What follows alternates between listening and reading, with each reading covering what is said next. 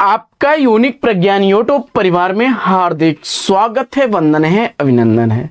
प्यारे साथियों, अगर आप टीएसटी, पीएचडी जैसी प्रोक्ता एलटी ग्रेड आदि विभिन्न प्रतियोगी परीक्षाओं की तैयारी कर रहे हैं तो साथियों यह प्रैक्टिस सेट आपके लिए होने वाला है काफी लाभकारी। तो क्योंकि इस प्रैक्टिस सेट में हम लोग उन 100 महत्वपूर्ण प्रश्नों का अध्ययन करने वाले हैं जो विगत वर्ष परीक्षाओं में पूछे गए प्रश्न हैं। और साथियों, जैसा कि आप जानते हैं, रिपीटेड प्रश्नों को कई बार अभ्यास कर लेना चाहिए जिससे कि उनके रिपीट होने की संभावना भी बनी रहती है तथा इससे आपको एक अंदाजा लग जाता है कि प्रश्न कहां से कैसे उठाए जा रहे हैं। तो मैं उम्मीद करूंगा, वैसे तो मुझे उम्मीद है कि इन प्रश्नों का अवलोकन आपने किया होगा, लेकिन आज इस श्रृंखला में हम लोग जो प्रश्न हल करने जा रहे हैं इन प्रश्नों को आप 100% सही हल करने का प्रयास करेंगे। तो बिना समय गंवाए प्रारंभ करेंगे आज की पाठचर्या। लेकिन आज की पाठचर्या का पहला प्रश्न प्रारंभ किया जाए उससे पूर्व अगर वीडियो को पहली बार देख रहे हैं अथवा चैनल पर नए हैं तो कृपया चैनल को सब्सक्राइब, वीडियो को लाइक और शेयर करना बिल्कुल ना भूलें, क्योंकि साथियों आपके लाइक शेयर सब्सक्रिप्शन से हमको मिल जाता है एक पुनर्बलन ऐसी ही पाठचर्या प्रतिदिन लाने के लिए। तो मुझे उम्मीद है कि आप अपना प्यार दुलार स्नेह इतना देंगे कि मैं आपके लिए एक नई ऊर्जा के साथ प्रतिदिन ऐसे ही वीडियोस लेकर के आता रहूंगा। तो प्रारंभ करते हैं साथियों पाठचर्या और देखते हैं आज की पाठचर्या का पहला प्रश्न। गांधी की जीवनी, महात्मा गांधी के लेखक कौन है? तो महात्मा गांधी जीवनी के लेखक रामचंद्र वर्मा जी हैं। विकल्प ए इसका बिल्कुल राइट आंसर है और पीएचडी 2003 का पूछा गया प्रश्न है। दूसरा प्रश्न है साथियों, अकाल पुरुष गांधी किसने इस जीवनी की रचना की है? यानी कि अकाल पुरुष गांधी जीवनी के रचनाकार आपको बताना है और मुझे आशा ही नहीं पूर्ण विश्वास है कि इस प्रश्न का जवाब आपने जैनेन्द्र ही दिया होगा। तो विकल्प ए के साथ सही उत्तर के साथ हैं आप। बढ़ते हैं प्रश्न संख्या 3 की तरफ और प्रश्न संख्या 3 है कि गणेश शंकर विद्यार्थी द्वारा रचित गांधी की जीवनी कौन सी है इसमें? तो गणेश शंकर विद्यार्थी द्वारा लिखी गई गांधी की जीवनी, अगर आपने विकल्प ए, विकल्प सी और विकल्प डी को छोड़ करके श्री गांधी विकल्प बी का जवाब दिया है। टीएसटी 2011 का पूछा गया प्रश्न था और बिल्कुल राइट आंसर के साथ हैं आप साथियों। गांधी, श्री गांधी गणेश शंकर विद्यार्थी द्वारा लिखी गई जीवनी है। अगला प्रश्न है कि निम्नलिखित में से एक कृति एक प्रसिद्ध साहित्यकार के जीवन पर आधारित है, इसका आपको जवाब बताना है। तो साथियों, जैसा कि आप जानते हैं कि यह उपन्यास विधा की रचना है और ये आत्मकथाएं हैं। तो विकल्प आवारा मसीहा शरद चंद्र चटर्जी की जीवनी है, शरद चंद्र चटर्जी की जीवनी है और इस जीवनी के लेखक हैं विष्णु प्रभाकर। विष्णु प्रभाकर इसके लेखक हैं। बढ़ते हैं अगले प्रश्न की तरफ और प्रश्न संख्या 5 है कि इनमें से कौन सा लेखक जीवनी का लेखक नहीं है, इसका आपको जवाब बताना है।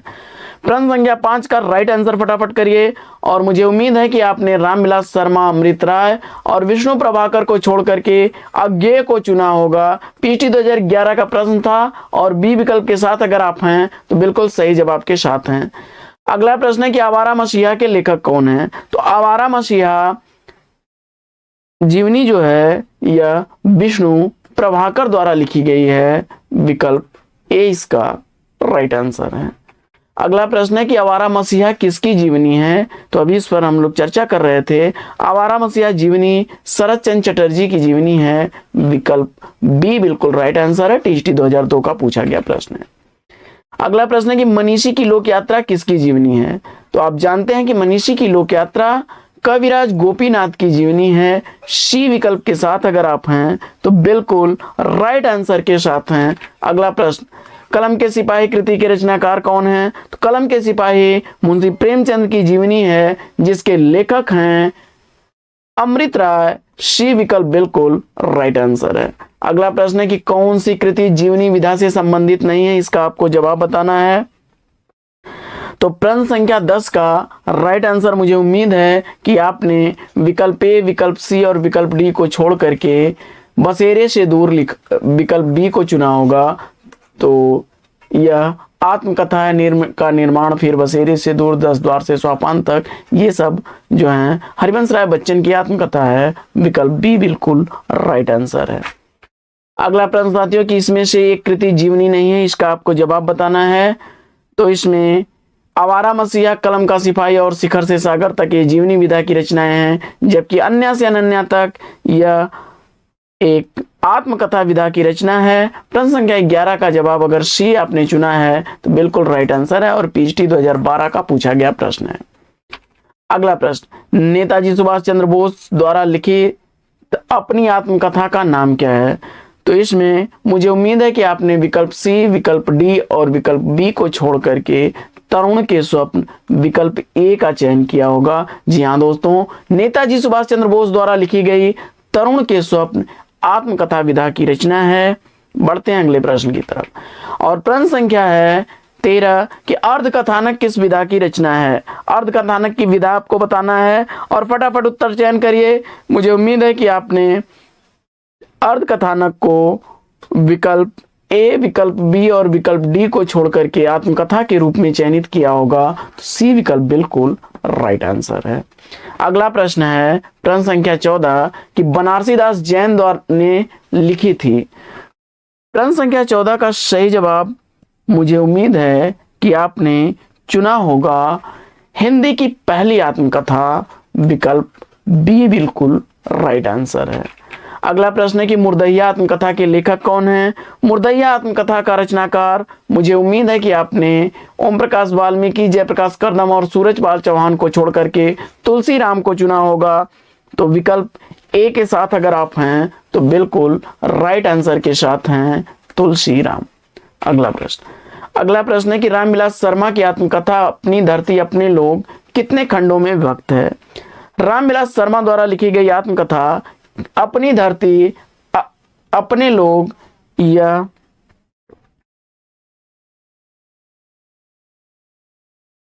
तीन खंडों में विभक्त है। बी विकल्प इसका राइट आंसर है। टीएसटी 2010 का पूछा गया प्रश्न है। अगला प्रश्न है साथियों कि अपने अपने पिंजरे आत्मकथा के लेखक कौन हैं? तो अपने अपने पिंजरे आत्मकथा लिखने वाले रचनाकार मुझे उम्मीद है कि मोहनदास नैमिष राय को चुना होगा आपने। बी विकल्प बिल्कुल राइट आंसर है। पीएचडी 2012 का यह पूछा गया प्रश्न है। अगला प्रश्न है कि मणिकर्णिका किसकी आत्मकथा है? मणिकर्णिका आत्मकथा के रचनाकार के रूप में आपने तुलसी राम को चुना। तो दलित विमर्श की यह प्रसिद्ध आत्मकथा है तुलसी राम की। डी विकल्प इसका राइट आंसर है। अगला प्रश्न साथियों, अगला प्रश्न है कि निम्नलिखित में से कौन सा जोड़ा सुमेलित नहीं है? इसका आपको जवाब बताना है। प्रश्न संख्या 19 का राइट आंसर क्या होगा? फटाफट उत्तर दीजिए। तो बसेरे से दूर अज्ञे की रचना नहीं है, यह दूरी नहीं बल्कि दूर होना चाहिए और यह अज्ञे की रचना नहीं है। बाकी राहुल सांकृता इनकी मेरी जीवन यात्रा, सिंहावलोकन यशपाल की और नीर का निर्माण हरिवंश राय बच्चन की है और बसेरे से दूर भी हरिवंश राय बच्चन की ही आत्मकथा है। तो विकल्प 4 इसमें सही नहीं है। तो डी विकल्प के साथ अगर आप जा रहे हैं तो बिल्कुल राइट आंसर का चुनाव किया है आपने। अगला प्रश्न है कि हिंदी साहित्य में पहली आत्मकथा किसने लिखी थी? और हिंदी में दलित साहित्य की पहली आत्मकथा लेखन का श्रेय अगर आपने चुन लिया है मोहनदास नैमिष राय को, तो बिल्कुल राइट आंसर है बी विकल्प। पीएचडी 2009 का यह पूछा गया प्रश्न है। अगला प्रश्न है कि निम्न में से दलित आत्मकथा कौन सी नहीं है?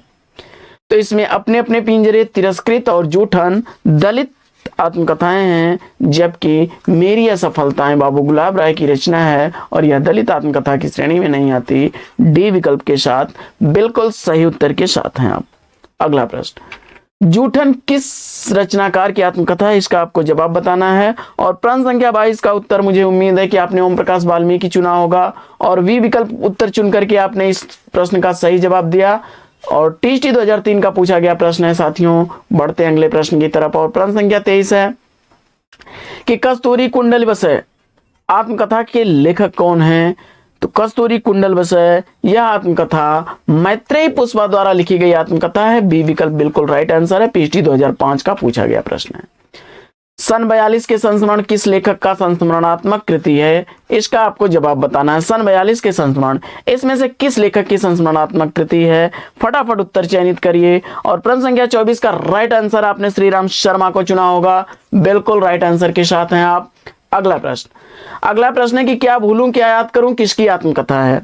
क्या भूलूं क्या याद करूं इस आत्मकथा के रचनाकार कौन है? तो प्रश्न संख्या 25 का सही जवाब आपने हरिवंश राय बच्चन दिया, तो बिल्कुल राइट आंसर के साथ हैं आप। पीटी 2002 का पूछा गया प्रश्न है साथियों। और देखते हैं प्रश्न संख्या 26, मेरी जीवन यात्रा किसकी आत्मकथा है? इसका आपको उत्तर देना है। मेरी जीवन यात्रा आत्मकथा के रचनाकार, और मुझे उम्मीद है कि आपने विकल्प ए, विकल्प बी और विकल्प डी को छोड़ करके राहुल सांकृत्यायन को चुना, तो सी विकल्प के साथ बिल्कुल राइट आंसर के साथ हैं आप। और अगला प्रश्न है कि मेरा जीवन प्रवाह किसकी आत्मकथा है? देखिए कभी कभी कंफ्यूजन हो जाता है मेरी जीवन यात्रा और मेरा जीवन प्रवाह। तो मेरा जीवन प्रवाह वियोगी हरि द्वारा लिखी गई आत्मकथा है, जबकि मेरी जीवन यात्रा राहुल सांकृत्यायन की आत्मकथा है। तो बी विकल्प के साथ बिल्कुल राइट आंसर के साथ हैं आप। अगला प्रश्न है कि हरिवंश राय बच्चन की आत्मकथाएं कितने भागों में प्रकाशित हुई थी? तो हरिवंश राय बच्चन की आत्मकथाएं प्रकाशित हुई थी 4 भागों में। विकल्प इसका डी बिल्कुल राइट आंसर है। क्या भूलूं क्या याद करूं और क्या भूलूं क्या याद करूं इनकी आत्मकथा है बसेरे से दूर, नीर का निर्माण फिर और 10 द्वार से सोपान तक। ये 4 खंड इनकी आत्मकथाओं के हैं। बढ़ते हैं अगले प्रश्न की तरफ। और अगला प्रश्न है कि सिंहावलोकन किसकी आत्मकथा है? सिंहावलोकन आत्मकथा के रचनाकार आपको बताना है। और प्रश्न संख्या 29 का मुझे उम्मीद है कि आपने जवाब विकल्प ए, सी और डी को छोड़ करके यशपाल ही चुना होगा। बी विकल्प के साथ आप राइट आंसर के साथ हैं। प्रश्न संख्या 30 का जवाब साथियों फटाफट दे दीजिए कि रेखाएं बोल उठी रेखा चित्र किसने लिखा है? रेखाएं बोल उठी रेखा चित्र किसने लिखा है? फटाफट उत्तर करिए। और मुझे उम्मीद है कि इस प्रश्न का जवाब आपने देवेंद्र सत्यार्थी को चुना होगा। ए विकल्प के साथ उत्तर देकर के इस प्रश्न का सही जवाब आपने चयनित किया है। और बढ़ते हैं अगले प्रश्न की तरफ। और अगला प्रश्न है कि कृष्णा सोपती द्वारा लिखा गया संस्मरणात्मक कृति कौन सी है? कृष्णा सोपती द्वारा लिखी गई संस्मरणात्मक कृति आपको बताना है।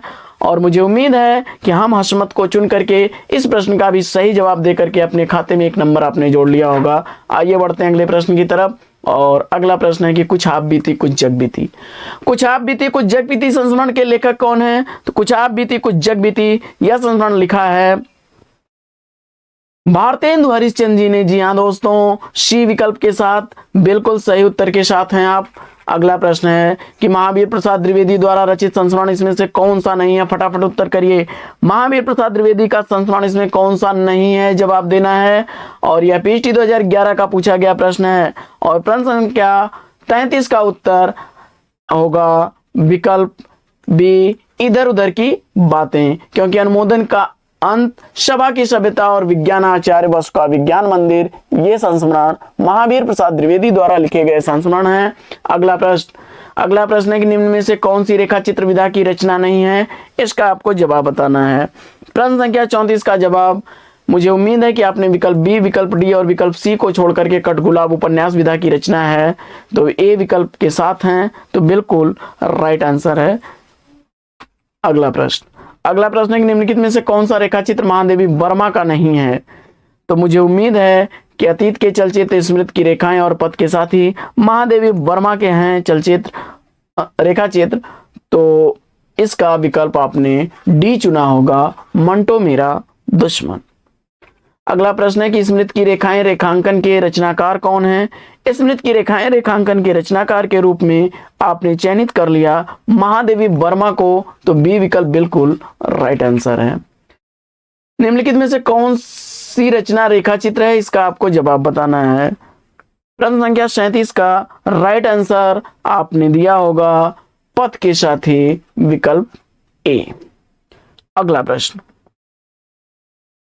प्रश्न है कि महादेवी वर्मा का रेखाचित्र इसमें से कौन सा है? प्रश्न संख्या 38 का राइट आंसर आपको देना है। और प्रश्न संख्या 38 का सही उत्तर आपने महादेवी वर्मा द्वारा लिखा गया पथ का साथी, अतीत के चलचित्र और स्मृति की रेखाएं, यह तीनों ही रेखाचित्र हैं, तो डी विकल्प के साथ आप उत्तर देकर के इस प्रश्न का सही जवाब आपने दिया है। अगला प्रश्न है कि अमिट रेखाएं संस्मरण के रेखाचित्र के रेखाचित्रकार कौन है? तो अमिट रेखाएं किसका संस्मरण रेखाचित्र है, इसका आपको जवाब बताना है। और इस प्रश्न का जवाब मुझे आशा नहीं पूर्ण विश्वास है कि आपने प्रश्न संख्या 39 का जवाब सत्यवती मलिक चुना है, तो बी विकल्प के साथ बिल्कुल राइट आंसर है। अगला प्रश्न है कि बनारसी दास चतुर्वेदी द्वारा लिखा गया रेखाचित्र कौन सा है? टीएसटी 2011 का पूछा गया प्रश्न है। और प्रश्न संख्या 40 का उत्तर, अगर आपने रेखाचित्र और सेतुबंध दोनों को चुन लिया है तो सी विकल्प बिल्कुल राइट आंसर है। अगला प्रश्न है कि लाल तारा किस विधा की रचना है? प्रश्न संख्या 41 का जवाब आपने रेखाचित्र दे करके बिल्कुल राइट आंसर दिया है। अगला प्रश्न साथियों, गेहूं और गुलाब किस विधा की रचना है? गेहूं और गुलाब इसमें से किसी भी विधा की रचना नहीं है, विकल्प डी इसका राइट आंसर हो जाएगा। अगला प्रश्न है कि माटी की मूर्ति नामक रेखाचित्र किसने लिखा है? प्रश्न संख्या 43 का जवाब मुझे उम्मीद है कि आपने राम वृक्ष बेनीपुरी को चुना होगा, तो डी विकल्प इसका राइट आंसर है। अगला प्रश्न है कि हिंदी में रेखाचित्र के प्रथम रचयिता पद्म सिंह शर्मा की रचना इसमें से कौन सी है? और इसका जवाब मुझे उम्मीद है कि आपने पद्म पराग विकल्प ए ही चुना होगा। आइए बढ़ते हैं अगले प्रश्न की तरफ। अगला प्रश्न है कि हिंदी में रिपोर्टाज का आरंभ किस युग में हुआ? तो रिपोर्टाज विधा का आरंभ होता है प्रसादोत्तर युग या छायावादोत्तर युग में। डी विकल्प के साथ आप राइट आंसर के साथ हैं। अगला प्रश्न है कि नवीन रिपोर्टाज की परंपरा किस रचना से प्रारंभ होती है? तो नवीन रिपोर्टाज की परंपरा का प्रारंभ लक्ष्मीपुरा से होता है, शिवदान सिंह चौहान की रचना है। विकल्प ए के साथ आप राइट आंसर के साथ हैं। अगला प्रश्न है कि निम्नलिखित में से कौन संस्मरण रेखाचित्र विधा की रचना नहीं है? प्रश्न संख्या 47 का जवाब, अगर आपने पद्म पराग, अतीत के चलचित्र और माटी की मूर्ति छोड़ करके उत्तर में चयनित कर लिया ज्योति विहग विकल्प डी को, तो राइट आंसर के साथ हैं आप। अगला प्रश्न है श्री राम शर्मा की बोलती प्रतिमा रचना की विधा क्या है? तो प्रश्न संख्या 48 का राइट आंसर आपने दिया है रेखाचित्र, बिल्कुल सही जवाब है आपका। अगला प्रश्न है कि हिंदी साहित्य के पहले रिपोर्टाज लेखक होने का श्रेय किसे प्राप्त है? तो हिंदी साहित्य में पहला रिपोर्टाज लिखने का श्रेय जो है वह जाता है शिवदान सिंह चौहान को। सी विकल्प उत्तर देकर के आपने राइट आंसर चुना है। और तूफानों के बीच में नामक रिपोर्टाज के लेखक कौन है?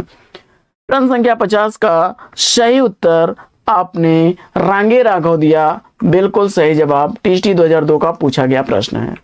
अगला प्रश्न है कि प्लाट का मोर्चा रिपोर्टाज के लेखक कौन है? प्लाट का मोर्चा बड़ा ही चर्चित प्रश्न है और कई बार परीक्षाओं में रिपीटेड प्रश्न है, और मुझे उम्मीद है कि शमशेर बहादुर सिंह ही उत्तर आपने चयनित किया होगा। आइए बढ़ते हैं अगले प्रश्न की तरफ। अगला प्रश्न है कि विवेकी राय द्वारा रचित बाढ़ बाढ़ बाढ़ हिंदी साहित्य किस विधा की रचना है? और प्रश्न संख्या 52 का जवाब रिपोर्टाज साहित्य आपने चुना, तो डी विकल्प बिल्कुल सही जवाब है। अगला प्रश्न है कि एक बूंद सहसा उछली यात्रा साहित्य के लेखक कौन है? तो एक बूंद सहसा उछली यात्रा वृतांत लिखने वाले अज्ञेय जी हैं। विकल्प बी के साथ आप राइट आंसर के साथ हैं। अगला प्रश्न है कि घुमक्कड़ शास्त्र नामक ग्रंथ के लेखक कौन है? प्रश्न संख्या 54 का अगर राइट आंसर आपने राहुल सांकृत्यायन को चुना, तो डी विकल्प बिल्कुल राइट आंसर है। अगला प्रश्न है कि आखिरी चट्टान रचना के लेखक कौन है?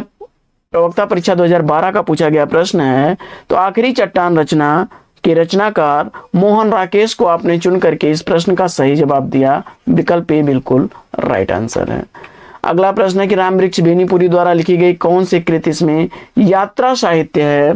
तो राम वृक्ष बेनीपुरी का यात्रा वृतांत इसमें मुझे उम्मीद है कि आपने पैरों में पंख बांधकर विकल्प सी को चुना होगा। सी विकल्प बिल्कुल राइट आंसर है। अगला प्रश्न है कि अरे या यावर रहेगा याद किस विधा की रचना है? तो प्रश्न संख्या 57 का जवाब मुझे उम्मीद है कि आपने चुना होगा विकल्प बी, यह एक यात्रा वृतांत है। बी विकल्प इसका बिल्कुल राइट आंसर है। अगला प्रश्न है कि साधना गद्य काव्य किसने लिखा है? साधना गद्य काव्य का लेखक आपको बताना है। और प्रश्न संख्या 58 का राइट आंसर आपने राय कृष्णदास को चुना, तो ए विकल्प के साथ बिल्कुल राइट आंसर के साथ हैं। अगला प्रश्न है कि जैनेन्द्र जी के साथ कुछ घंटे इंटरव्यू के लेखक कौन है? तो जैनेन्द्र जी के साथ कुछ घंटे इंटरव्यू लिखने वाले रचनाकार आपने विकल्प ए नंद कुमार कोहली को चुना, तो बिल्कुल राइट आंसर है। जीआईसी प्रवक्ता परीक्षा 2012 का पूछा गया प्रश्न है। अगला प्रश्न है कि यात्रा वृत्तांत के लेखक एवं यायावर के रूप में प्रसिद्धि है, वे इसमें से कौन है? तो मुझे उम्मीद है कि इस प्रश्न का बिल्कुल राइट आंसर आपने राहुल सांकृत्यायन जी को दिया। बी विकल्प के साथ आप राइट आंसर पर हैं। अगला प्रश्न है कि हमारी यात्रा वृत्तांत के रचनाकार कौन है? प्रश्न संख्या 61 का राइट आंसर मुझे उम्मीद है कि लोचन प्रसाद पांडे आपने चुना होगा। सी विकल्प बिल्कुल सही जवाब है। अगला प्रश्न है कि भारतेंदु ने यात्रा वृत्तांत संबंधी कौन सी रचना लिखी है? तो भारतेंदु हरिश्चंद्र द्वारा लिखा गया यात्रा साहित्य इसमें सरयू पार की यात्रा है। विकल्प डी बिल्कुल राइट आंसर है। अगला प्रश्न है कि रामानुजाचार्य ने किस दर्शन का प्रतिपादन किया? तो रामानुजाचार्य ने विशिष्टाद्वैतवाद का प्रतिपादन किया। सी विकल्प बिल्कुल राइट आंसर है। अगला प्रश्न है कि श्रीमद् वल्लभाचार्य ने जिस कृष्ण भक्ति को प्रतिष्ठित किया उसका दार्शनिक आधार क्या है? और प्रश्न संख्या 64 का राइट आंसर आपने शुद्धाद्वैतवाद दर्शन को चुना है। सी विकल्प बिल्कुल सही जवाब है। अगला प्रश्न है कि निम्नलिखित में से किसने पुष्टि मार्ग की स्थापना की? प्रश्न संख्या 65 का राइट आंसर आपने अगर वल्लभाचार्य को चुना है तो बी विकल्प बिल्कुल राइट आंसर है। अगला प्रश्न है कि रुद्र संप्रदाय की स्थापना किसने की? तो रुद्र संप्रदाय की स्थापना करने वाले हैं विष्णु स्वामी। सी विकल्प इसका सही उत्तर है।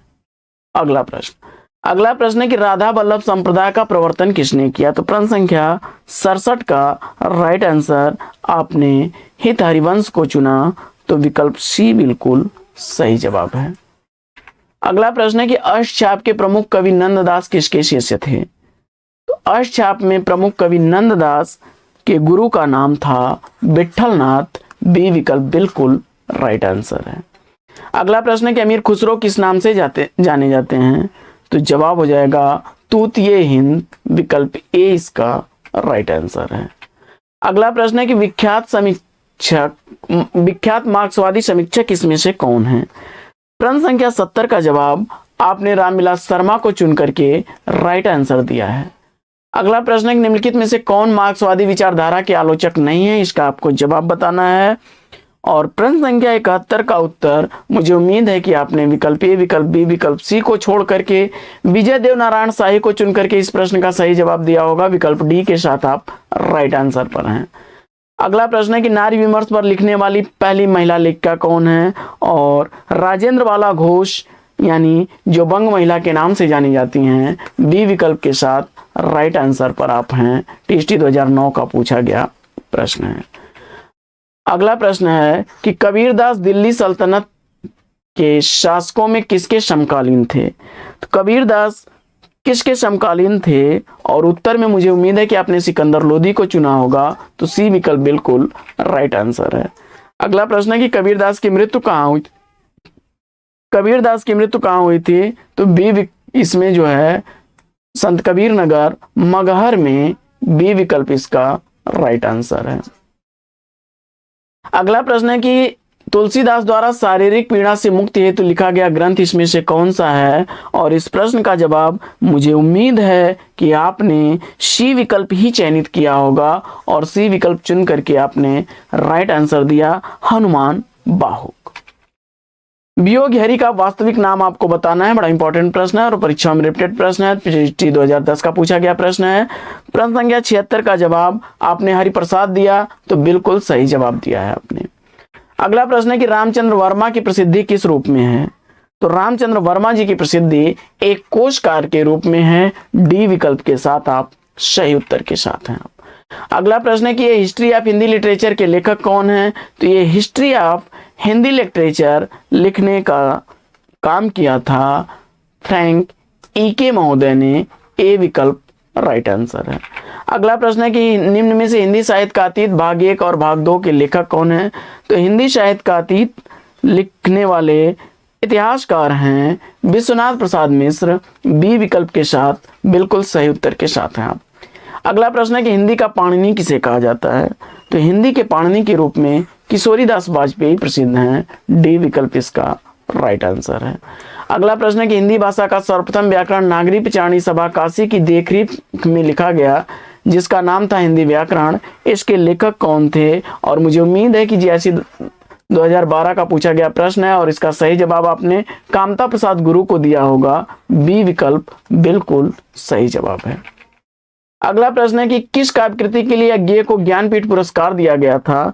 तो ज्ञानपीठ पुरस्कार से सम्मानित किया गया था अज्ञेय जी को उनकी कृति कितनी नावों में कितनी बार के लिए। बी विकल्प बिल्कुल सही जवाब। अगला प्रश्न है कि यात्रा साहित्य लोहे की दीवार के दोनों ओर किसकी रचना है? तो लोहे के दीवार के दोनों ओर यात्रा वृतांत लिखने वाले हैं यशपाल। सी विकल्प बिल्कुल सही जवाब। नाटक जारी है किस विधा की रचना है? तो यहाँ कंफ्यूज मत होइएगा, नाटक जारी है यह एक काव्य है, कविता है। डी विकल्प इसका राइट आंसर है। लीलाधर जगुड़ी की यह रचना है, काव्य विधा की रचना है। अगला प्रश्न है कि रस मीमांसा नामक आलोचनात्मक पुस्तिका के लेखक कौन है? तो रस मीमांसा नामक आलोचनात्मक पुस्तिका लिखने वाले रचनाकार आचार्य रामचंद्र शुक्ल हैं। सी विकल्प इसका राइट आंसर है। अगला प्रश्न है कि इनमें से कौन सा समूह आचार्य रामचंद्र शुक्ल की रचनाओं को दर्शाता है? तो इसमें आपने विकल्प, मुझे उम्मीद है कि हिंदी साहित्य का इतिहास, चिंतामणि, रस मीमांसा और त्रिवेणी को चुना होगा।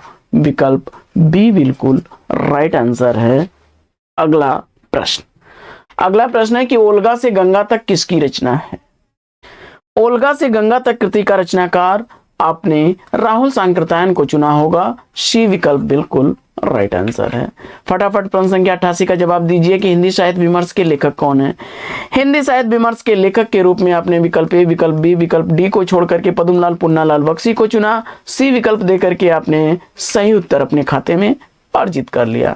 अगला प्रश्न है कि हिंदी साहित्य का वैज्ञानिक इतिहास के लेखक कौन है? पीएचडी 2009 का पूछा गया प्रश्न है। तो हिंदी साहित्य का वैज्ञानिक इतिहास लिखने वाले गणपति चंद्रगुप्त हैं, डॉक्टर गणपति चंद्रगुप्त। बी विकल्प बिल्कुल सही जवाब। अगला प्रश्न है कि हिंदी शब्द सागर संपादित ग्रंथ है। हिंदी शब्द सागर किसके द्वारा संपादित ग्रंथ है? और इस प्रश्न का जवाब आपने श्याम सुंदर दास चुना, तो बी विकल्प बिल्कुल सही जवाब है। अगला प्रश्न है कि साहित्यालोचन कृति के रचनाकार कौन है? तो साहित्यालोचन कृति लिखने का श्रेय जाता है श्याम सुंदर दास को। बी ए विकल्प इसका राइट आंसर है। अगला प्रश्न है कि पुराने हिंदी ग्रंथ के लेखक कौन है? पुराने हिंदी ग्रंथ का लेखक आपने विकल्प बी, डी और सी को छोड़ करके चंद्र शर्मा गुलेरी ए को चुना होगा। सही उत्तर के साथ हैं आप। निम्नलिखित में से विद्यानिवास मिश्र की कृति कौन सी नहीं है? इसका आपको जवाब बताना है। तो इस प्रश्न में तुम चंदन हम पानी, मेरे राम का मुकुट भीग रहा है और शिरीष की याद आई, यह विद्यानिवास मिश्र की रचना है, जबकि यह कुबेरनाथ की रसाखेटक। बी विकल्प के साथ आप राइट आंसर के साथ हैं, यह विद्यानिवास मिश्र की रचना नहीं है। अगला प्रश्न है कि महाकवि सूरदास किसकी आलोचनात्मक कृति है? इसका आपको जवाब बताना है। तो महाकवि सूरदास आलोचनात्मक कृति का रचनाकार इसमें आचार्य नंद दुलारे वाजपेयी हैं। बी विकल्प, क्षमा करें, सी विकल्प इसका राइट आंसर है। अगला प्रश्न है कि निम्न में से कौन सी कृति आचार्य हजारी प्रसाद द्विवेदी की नहीं है? तो आचार्य हजारी प्रसाद द्विवेदी द्वारा लिखा गया है हिंदी साहित्य का आदिकाल, हिंदी साहित्य का उद्भव और विकास, हिंदी साहित्य की भूमिका, लेकिन हिंदी साहित्य का आलोचनात्मक इतिहास हजारी प्रसाद द्विवेदी द्वारा लिखा नहीं गया है। तो ये विकल्प के साथ आप सही उत्तर के साथ हैं। अगला प्रश्न है कि जायसी नामक समीक्षा कृति के रचनाकार कौन है? और इस प्रश्न का जवाब विजय देव नारायण शाही को देकर के आपने बिल्कुल सही जवाब दे दिया है। अगला प्रश्न साथियों, अगला प्रश्न है कि डॉक्टर संपूर्णानंद की रचना का नाम इसमें बताना है। और प्रश्न संख्या 97 का आपने जवाब, अगर भाषा की शक्ति आपने चुना, तो राइट आंसर के साथ हैं आप। विकल्प डी, यह रामवृक्ष बेनीपुरी की रचना है। और बढ़ते हैं अगले प्रश्न की तरफ। अगला प्रश्न है कि दलित साहित्य के चर्चित लेखक कौन हैं? तो प्रश्न संख्या 98 का सही जवाब, मुझे उम्मीद है कि आपने ओम प्रकाश वाल्मीकि ही चुना होगा। इसमें सी विकल्प बिल्कुल राइट आंसर है। दलित साहित्य का सौंदर्य शास्त्र पुस्तक के रचनाकार आपको बताना है। दलित साहित्य का सौंदर्य शास्त्र ओम प्रकाश वाल्मीकि द्वारा लिखी गई पुस्तक है। ए विकल्प राइट आंसर है। पीएचडी 2010 का पूछा गया प्रश्न है। मंगलेश डबराल की रचना इसमें से कौन सी है? और इस प्रश्न का जवाब अगर आपने पहाड़ पर लालटेन विकल्प बी दिया है तो सही उत्तर के साथ हैं आप। कविता की तीसरी आंख के रचनाकार कौन है? कविता की तीसरी आंख कृति का रचनाकार आपने प्रभाकर सोत्री को चुन करके राइट आंसर दिया है। अगला प्रश्न, दूसरी परंपरा की खोज किस विधा की रचना है? तो दूसरी परंपरा की खोज यह कहानी विधा की रचना है। सी विकल्प इसका राइट आंसर है। अगला प्रश्न है कि डॉक्टर नामवर सिंह की पुस्तक दूसरी परंपरा की खोज किस पर केंद्रित है? तो इसका जवाब हो जाएगा विकल्प ए आचार्य हजारी प्रसाद द्विवेदी। क्षमा करें, प्रश्न संख्या 102 था कि दूसरी परंपरा की खोज किस विधा की रचना है, और इसका जवाब होगा यह आलोचना विधा की रचना है। आलोचना विधा की रचना है, नामवर सिंह द्वारा लिखी गई है। ठीक है साथियों, इसको संशोधित कर लीजिएगा। और अगला प्रश्न था कि नामवर सिंह द्वारा लिखी गई पुस्तक दूसरी परंपरा की खोज किस पर केंद्रित है? तो इसका जवाब हो जाएगा आचार्य हजारी प्रसाद द्विवेदी। अगला प्रश्न है कि कविता के नए प्रतिमान कृति के लेखक कौन है? तो कविता के नए प्रतिमान डॉक्टर नामवर सिंह की रचना है। बी विकल्प इसका राइट आंसर है। और अगला प्रश्न है कि मुक्तिबोध की आत्मकथा के लेखक कौन है? तो यह कृति विष्णु चंद्र शर्मा द्वारा लिखी गई है। विकल्प ए इसका राइट आंसर है। अगला प्रश्न है कि हिंदी साहित्य का पहला इतिहास किसने लिखा था? तो हिंदी साहित्य का पहला इतिहास लिखने का श्रेय फ्रेंच भाषा में जाता है। विकल्प सी इसका राइट आंसर है। अगला प्रश्न है कि हिंदी का प्रथम व्याकरण लिखने वाले विद्वान कौन हैं? और इसका जवाब आपने जोशुआ केटलर दिया, तो बिल्कुल राइट आंसर है। लिखा गया हिंदी साहित्य का इतिहास स्केच ऑफ हिंदी लिटरेचर के लेखक कौन हैं? इसका आपको जवाब बताना है। और इस प्रश्न का जवाब अगर आपने पादरी एडविन ग्रिव्ज महोदय को चुना तो बी विकल्प बिल्कुल राइट आंसर है। पीएचडी 2000 का पूछा गया प्रश्न है। अगला प्रश्न है कि हिंदी शब्द सागर का प्रकाशन किस संस्था ने किया? तो हिंदी शब्द सागर का प्रकाशन करने वाली संस्था है नागरी प्रचारणी सभा। बी विकल्प इसका राइट आंसर है। अगला प्रश्न है कि नागरी प्रचारणी सभा के संस्थापकों में कौन नहीं थे? इसका आपको जवाब बताना है। और इस प्रश्न का जवाब अगर आपने चयनित कर लिया रमेश चंद्र वर्मा को तो राइट आंसर है आपका विकल्प सी। नागरी प्रचारणी सभा के संस्थापकों में बाबू श्याम सुंदर दास, राम नारायण मिश्र और ठाकुर शिव कुमार सिंह थे। अगला प्रश्न है कि फोर्ट विलियम कॉलेज की स्थापना किस वर्ष हुई थी? इसका आपको जवाब बताना है। और प्रश्न संख्या 112 का जवाब अगर 1800 ईस्वी आपने चुना तो ए विकल्प बिल्कुल राइट आंसर है। टीएसटी पीएचडी दोनों ही परीक्षाओं में यह पूछा गया प्रश्न है 2004 के। अगला प्रश्न है कि कलकत्ता में स्थापित फोर्ट विलियम कॉलेज के संस्थापक कौन थे?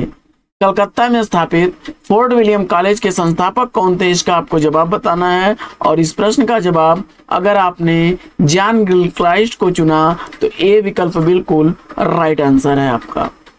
अगला प्रश्न साथियों, अगला प्रश्न है कि फोर्ट विलियम कॉलेज कलकत्ता में हिंदी के अध्यापक कौन थे? और इस प्रश्न का जवाब अगर आपने चयनित कर लिया है सदल मिश्र को तो बी विकल्प बिल्कुल राइट आंसर है।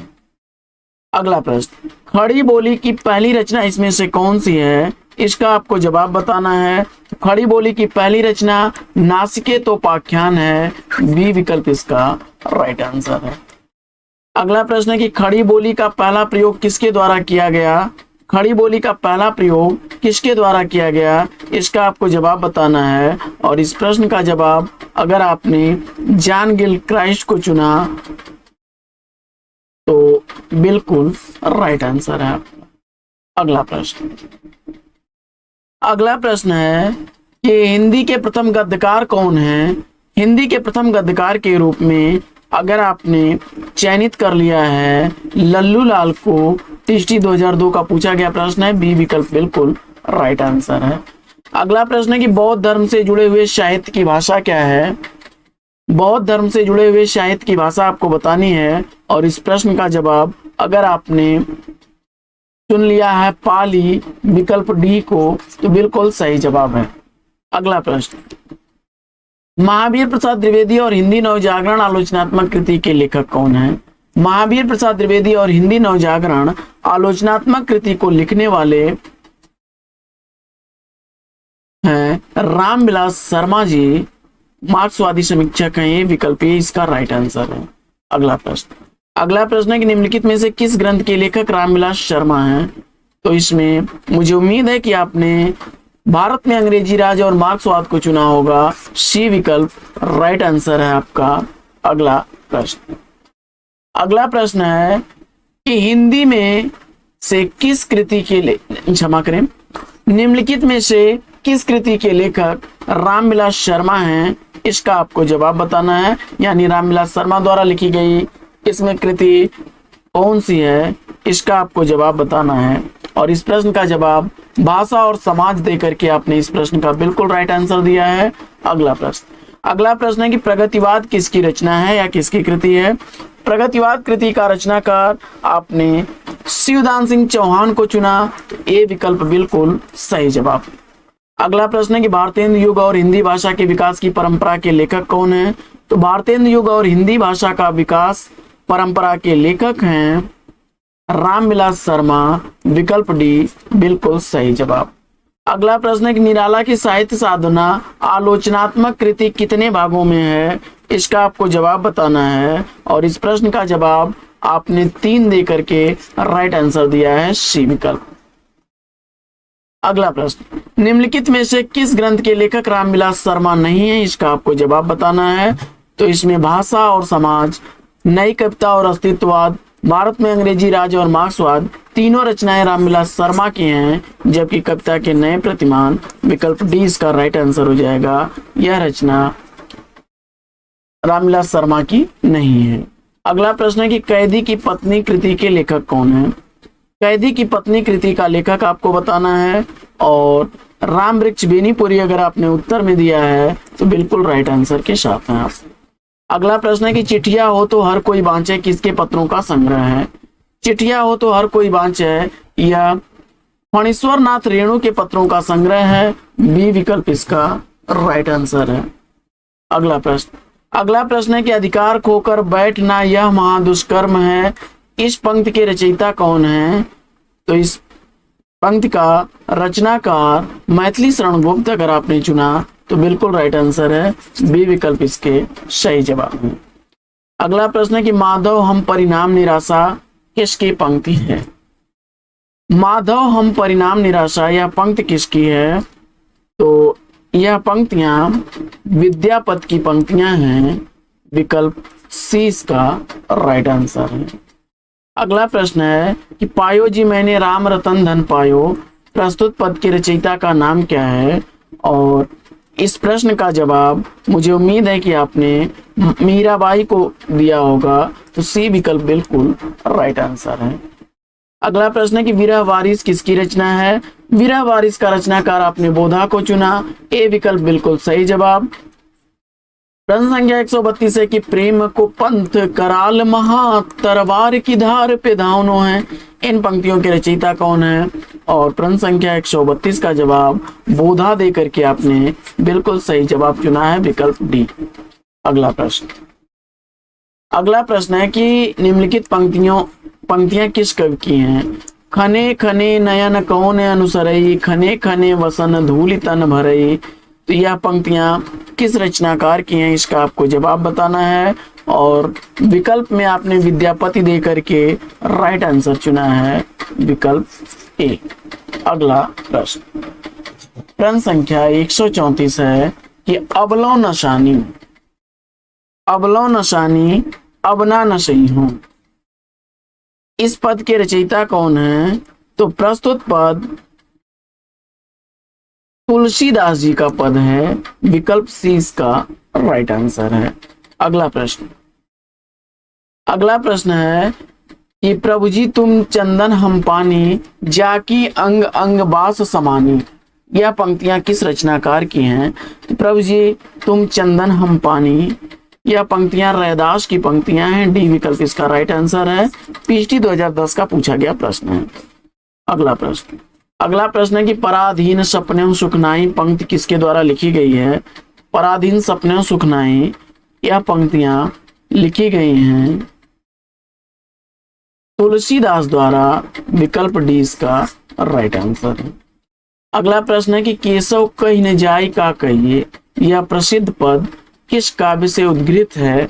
इसका आपको जवाब बताना है और इस प्रश्न का जवाब अगर आपने चयनित किया विनय पत्रिका विकल्प डी को तो राइट आंसर के साथ हैं आप।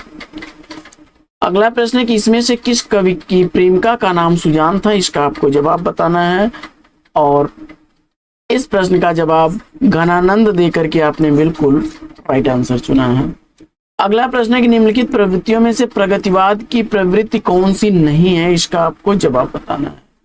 तो प्रगतिवाद में जन सामान्य के प्रति लोक मंगल की कामना, शोषित वर्ग के प्रति सहानुभूति और शोषण वर्ग के प्रति घृणा तथा सामाजिकता का आग्रह है, जबकि धर्म, ईश्वर और व्यक्तित्ववाद में आस्था इसका कोई विशेष उल्लेख इस प्रवृत्ति में नहीं मिलता है। तो विकल्प ए इसका राइट आंसर है। अगला प्रश्न है कि वैद्यनाथ मिश्र किसका वास्तविक नाम था। वैद्यनाथ मिश्र बाबा नागार्जुन का वास्तविक नाम था। विकल्प ए इसका राइट आंसर है। बढ़ते हैं प्रश्न संख्या 141 की तरफ।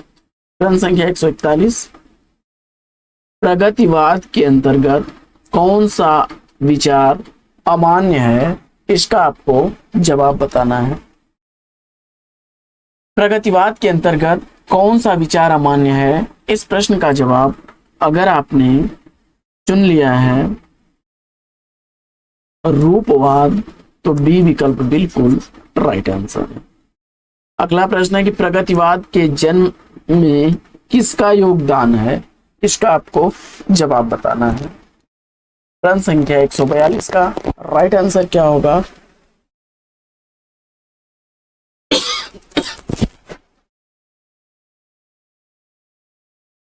प्रश्न संख्या 142 का सही जवाब बनेगा छायावादी, रोमानियत और पलायनवादी प्रवृत्ति, प्रगतिशील लेखक संघ की स्थापना और मार्क्सवादी प्रभाव सभी हैं। तो डी विकल्प के साथ आप जाइए, राइट आंसर हो जाएगा आपका। अगला प्रश्न है कि लखनऊ में आयोजित 1936 ईस्वी में प्रगतिशील लेखक संघ के ऐतिहासिक आयोजन के अध्यक्ष कौन थे। तो इस प्रश्न का जवाब हो जाएगा विकल्प ए मुंशी प्रेमचंद। अगला प्रश्न है कि प्रगतिशील लेखक संघ की स्थापना कब की गई थी। प्रगतिशील लेखक संघ की स्थापना की गई थी 1936 ईस्वी में। बी विकल्प इसका राइट आंसर है। अगला प्रश्न है कि अरे यायावर रहेगा याद किसकी कृति है। तो अरे यायावर रहेगा याद यह अज्ञेय की रचना है। सी विकल्प इसका राइट आंसर है। अगला प्रश्न है कि इनमें से कौन सी गद्य विधाएं विगत 15 से 20 वर्षों की देन है। और इस प्रश्न का जवाब अगर आपने रिपोर्टाज और फीचर लेखन विकल्प सी को चुना तो राइट आंसर के साथ हैं आप। अगला प्रश्न है कि महादेवी जी ने किस रचना में पशु पक्षियों के रेखाचित्र प्रस्तुत किए हैं। और इस प्रश्न का जवाब अगर आपने चयनित किया है विकल्प डी मेरा परिवार तो राइट आंसर के साथ हैं आप। अगला प्रश्न है कि कुछ आप बीती कुछ जग बीती किस विधा की रचना है। कुछ आप बीती कुछ जग बीती किस विधा की रचना है। और इस प्रश्न का जवाब अगर आपने संस्मरण चुना है तो राइट आंसर के साथ है।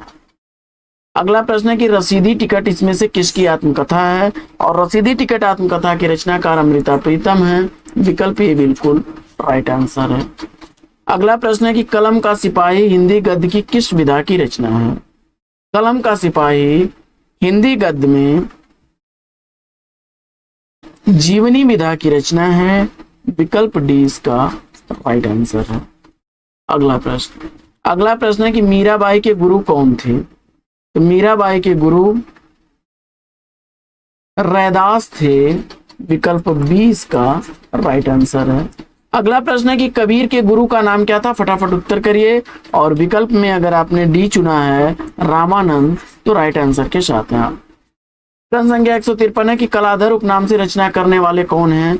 कलाधर उपनाम से रचना करने वाले रचनाकार के रूप में अगर आपने जयशंकर प्रसाद को चुना तो बिल्कुल सही जवाब के साथ हैं आप। अगला प्रश्न है कि हिंदी नवरत्न एक आलोचनात्मक कृति है जिसके आलोचक रचनाकार कौन हैं। और जवाब में आपने मिश्रबंध चुना तो बी विकल्प बिल्कुल राइट आंसर है। हिंदी व्याकरण ग्रंथ शब्दानुशासन के रचनाकार कौन हैं। तो हिंदी व्याकरण ग्रंथ शब्दानुशासन के रचनाकार किशोरीदास वाजपेयी हैं। हेम शब्दानुशासन से हेमचंद्र की भी रचना है। अगला प्रश्न है कि हिंदी साहित्य का आदिकाल हिंदी का एक इतिहास ग्रंथ है। इस इतिहास ग्रंथ के लेखक कौन हैं। और इस प्रश्न का जवाब अगर आपने आचार्य हजारी प्रसाद द्विवेदी को चुना तो सी विकल्प बिल्कुल राइट आंसर है। अगला प्रश्न है कि निम्नलिखित में से किस आलोचना ग्रंथ के लेखक का नाम सही नहीं है, इसका आपको जवाब बताना है। और इसमें आपने कबीर मीमांसा रामचंद्र तिवारी, तुलसी का मीमांसा उदय भानु सिंह और निराला की साहित्य साधना रामविलास शर्मा की है, जबकि रस मीमांसा हजारी प्रसाद द्विवेदी की रचना नहीं है। विकल्प ए इसका राइट आंसर है। अगला प्रश्न है कि अप्रवासी की यात्राएं नामक यात्रा वृतांत के रचनाकार कौन हैं। तो अप्रवासी की यात्राएं यह कृति लिखी गई है डॉक्टर नगेंद्र द्वारा। विकल्प ए बिल्कुल सही जवाब। अगला प्रश्न है कि हिंदी साहित्य के इतिहास लेखन का सर्वप्रथम प्रयास किसने किया। तो जवाब हो जाएगा गारसा दत्तासी ने। सी विकल्प इसका राइट आंसर हो जाएगा। अगला प्रश्न है कि ओम जय जगदीश हरे आरती की रचना किसने की। तो ओम जय जगदीश हरे आरती की रचना करने वाले रचनाकार श्रद्धा राम फिल्लौरी हैं। विकल्प ए इसका राइट आंसर है। अगला प्रश्न है कि उर्मे माखन चोर गड़े अब कैसे हूं निकसत नहीं उधव तिरछे हुए जुअड़े। यह पंक्तियां किस कवि की हैं।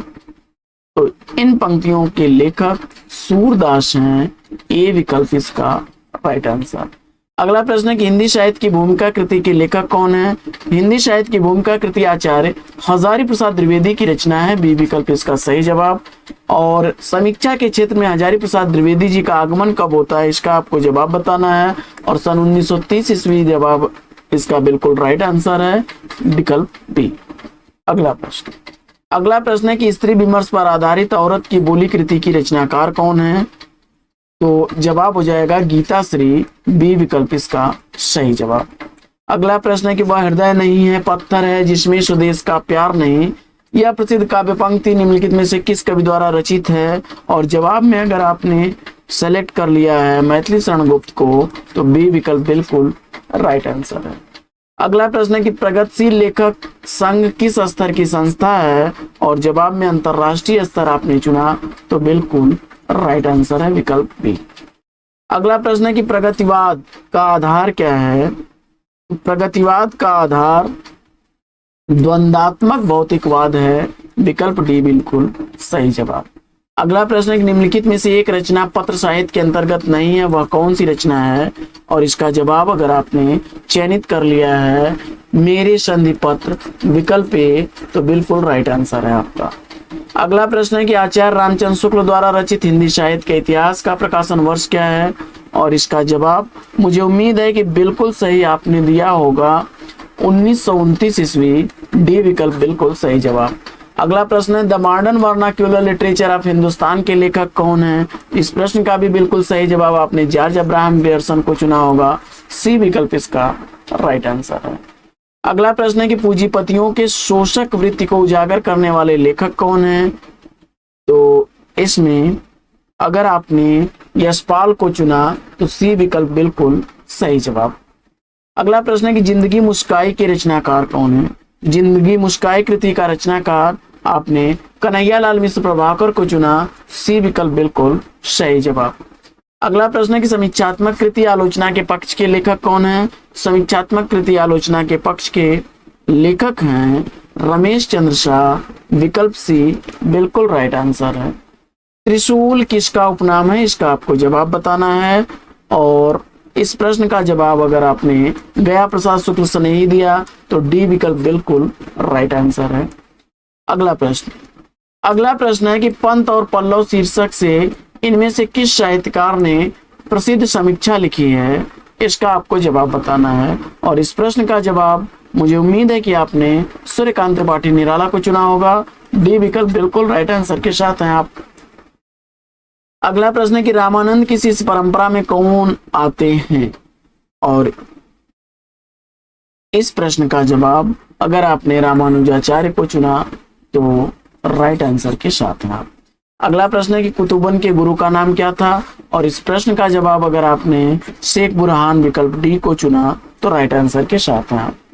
अगला प्रश्न है कि गालिब छूटी शराब इसमें से किसकी आत्मकथा है, तो इस प्रश्न का जवाब अगर रविंद्र कालिया आपने दिया है तो बिल्कुल राइट आंसर के साथ हैं। अगला प्रश्न है कि निम्नलिखित में से कौन सी कृति आत्मकथा नहीं है, तो इसमें से कौन सी कृति आत्मकथा नहीं है, इसका आपको जवाब बताना है। और इस प्रश्न का जवाब आपने अब मैं नाच्यों बहुत गोपाल विकल्प सी को चुना तो राइट आंसर है। अर्धकथा, निज वृतांत और मेरी आत्मकहानी आत्मकथा विधा की रचनाएं हैं, सी विकल्प के साथ बिल्कुल राइट आंसर है। यादों की बारात किसकी आत्मकथा है, और यादों की बारात आत्मकथा का रचनाकार आपने जोश मलिहाबादी को चुना तो सी विकल्प बिल्कुल सही जवाब। अगला प्रश्न है कि एक कहानी या भी आत्मकथा की लेखिका कौन है, तो प्रश्न संख्या 181 का मुझे उम्मीद है कि आपने बिल्कुल सही जवाब दिया होगा, मन्नू भंडारी। अगला प्रश्न, मुड़ मुड़ कर देखता हूँ राजेंद्र यादव की यह किस विधा की रचना है, और इस प्रश्न का जवाब अगर आपने आत्मकथा दिया है तो इस ब्लैंक जगह पर आत्मकथा आपने भर करके राइट आंसर चुना है।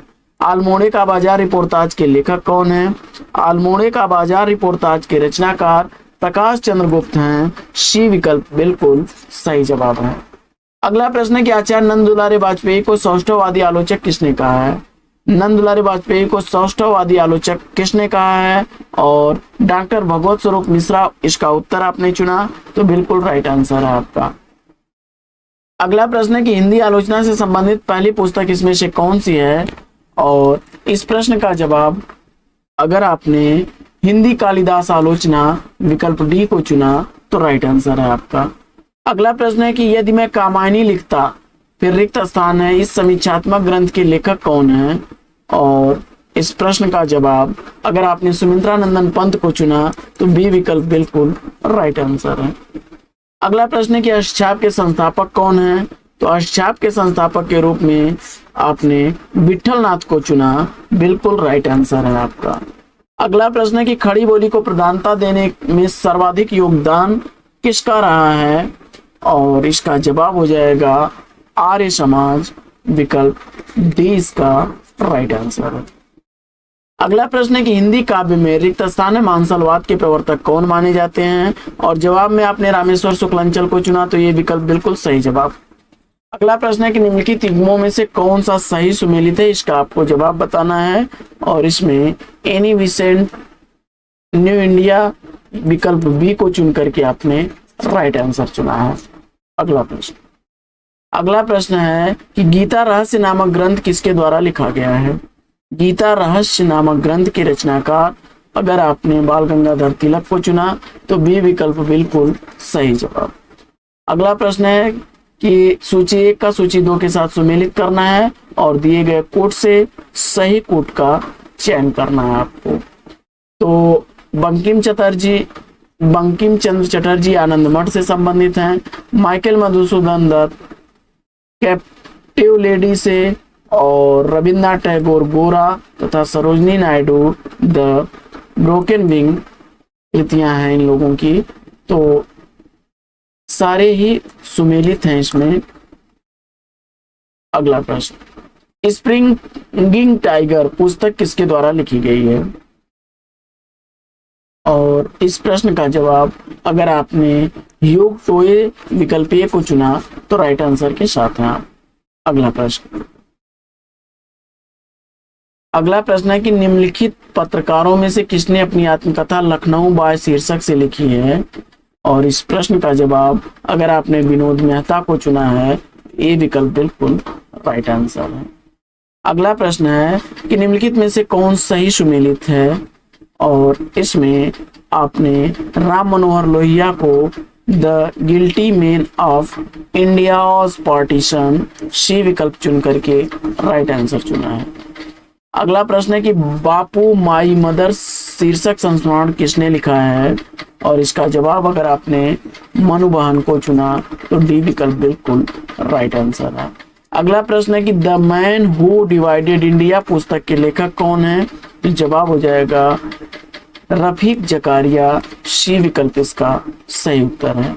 और अगला प्रश्न है कि निम्नलिखित हिंदी रचनाओं में से कौन सी पहले लिखी गई थी, तो जवाब हो जाएगा इसमें विकल्प डी मृगावती। अगला प्रश्न है कि गीतांजलि का अंग्रेजी संस्करण कब प्रकाशित हुआ, तो जवाब हो जाएगा सन 1912 ईस्वी में। अगला प्रश्न है कि निम्नलिखित युग्मों में से कौन सा सही सुमेलित है, और इस प्रश्न का जवाब अगर आपने चुना है Khalid B E Sayeed, Pakistan the formative phase, विकल्प बी बिल्कुल राइट आंसर है इसका। अगला प्रश्न है the roots of ancients India के लेखक कौन हैं, तो जवाब हो जाएगा W.A. फेयर सर्विस, विकल्प सी इसका सही उत्तर है। अगला प्रश्न है कि रविन्द्रनाथ टैगोर को नोबेल पुरस्कार दिया गया था किस वर्ष, तो जवाब हो जाएगा विकल्प ए 1913 ईस्वी में। अगला प्रश्न है कि प्लान्ड इकोनॉमी फॉर इंडिया पुस्तक के लेखक कौन है, तो जवाब हो जाएगा एम विश्वेश्वरैया, विकल्प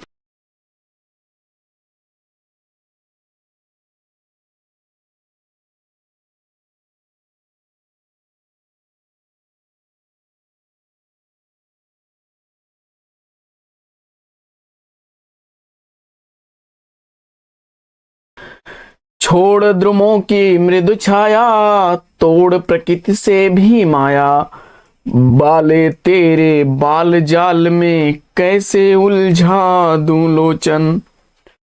उपर्युक्त चर्चित पंक्तियों का रचनाकार आपको बताना है, और इस प्रश्न का जवाब अगर आपने चयनित कर लिया विकल्प ए, विकल्प बी और विकल्प डी को छोड़ करके प्रकृति के सुकुमार कवि शमिंद्रानंदन पंत जी को, तो सी विकल्प के साथ इस प्रश्न का बिल्कुल सही जवाब दिया है आपने। अगला प्रश्न है कि सरोज स्मृति किस श्रेणी की रचना है, इसका आपको जवाब बताना है।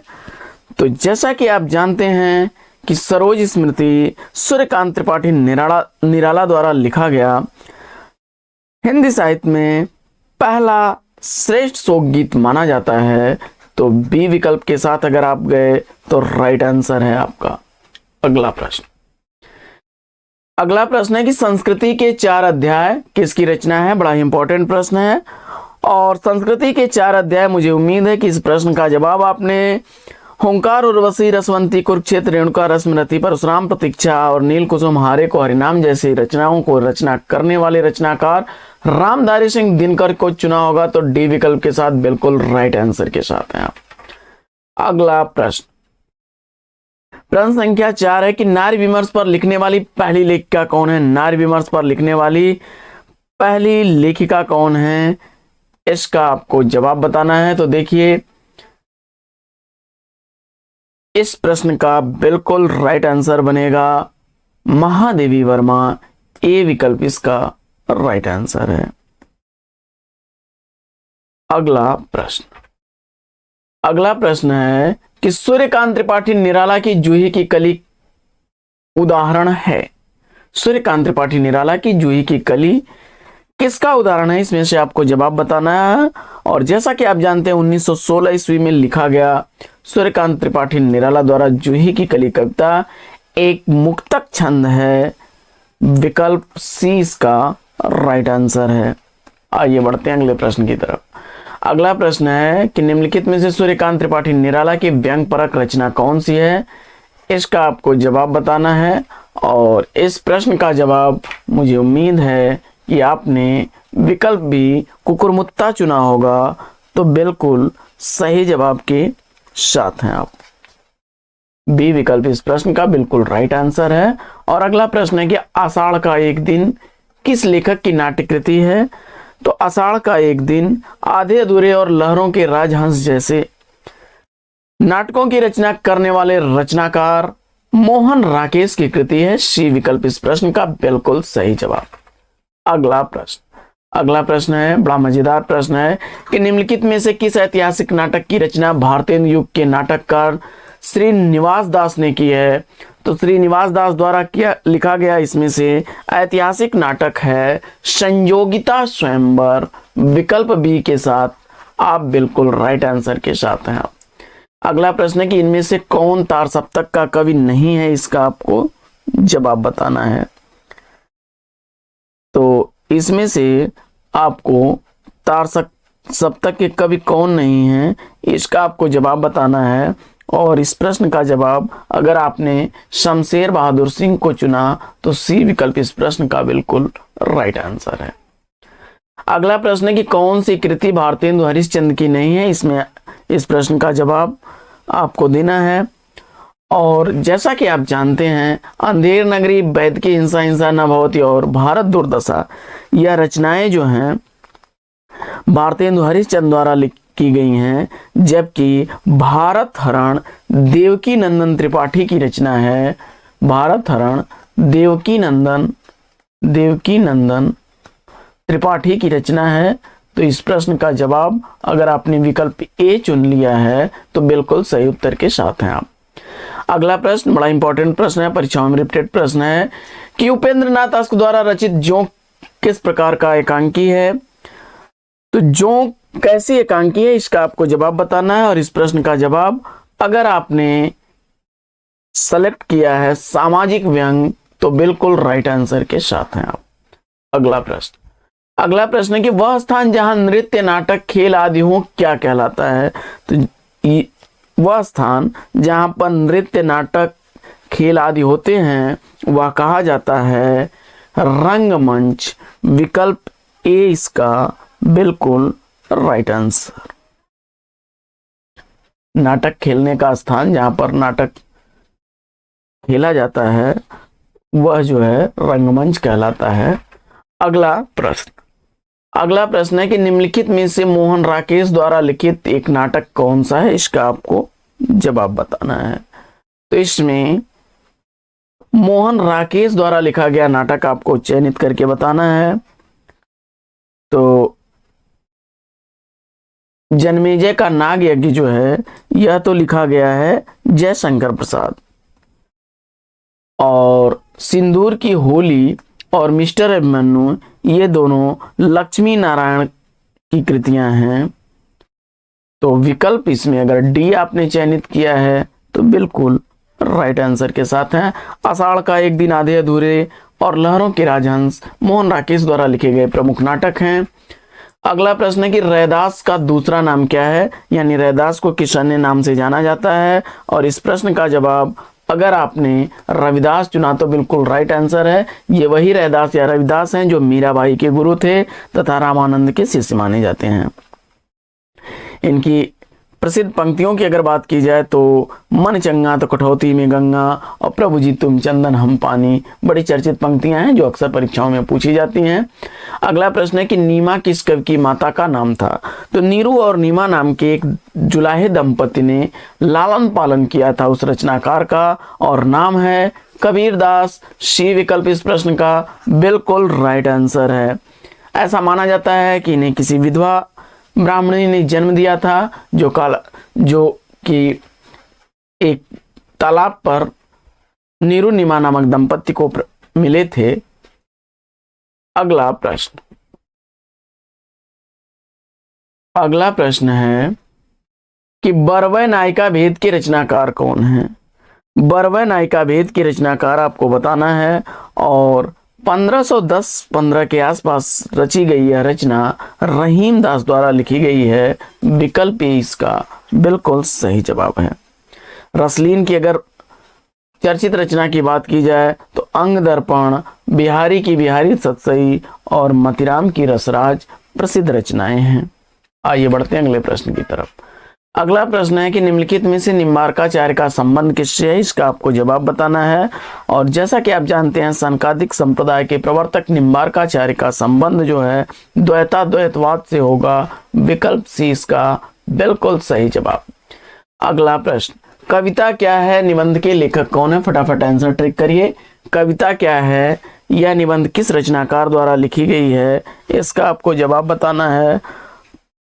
तो लज्जा, घृणा, भक्ति, ग्लानि, ईर्ष्या, लोभ, प्रीति जैसी रचनाएं करने वाले रचनाकार आचार्य रामचंद्र शुक्ल का यह निबंध है। विकल्प ए इसका बिल्कुल सही जवाब। अगला प्रश्न है कि मेरे राम का मुकुट भीग रहा है, किसका ललित निबंध संग्रह है, इसका आपको जवाब बताना है।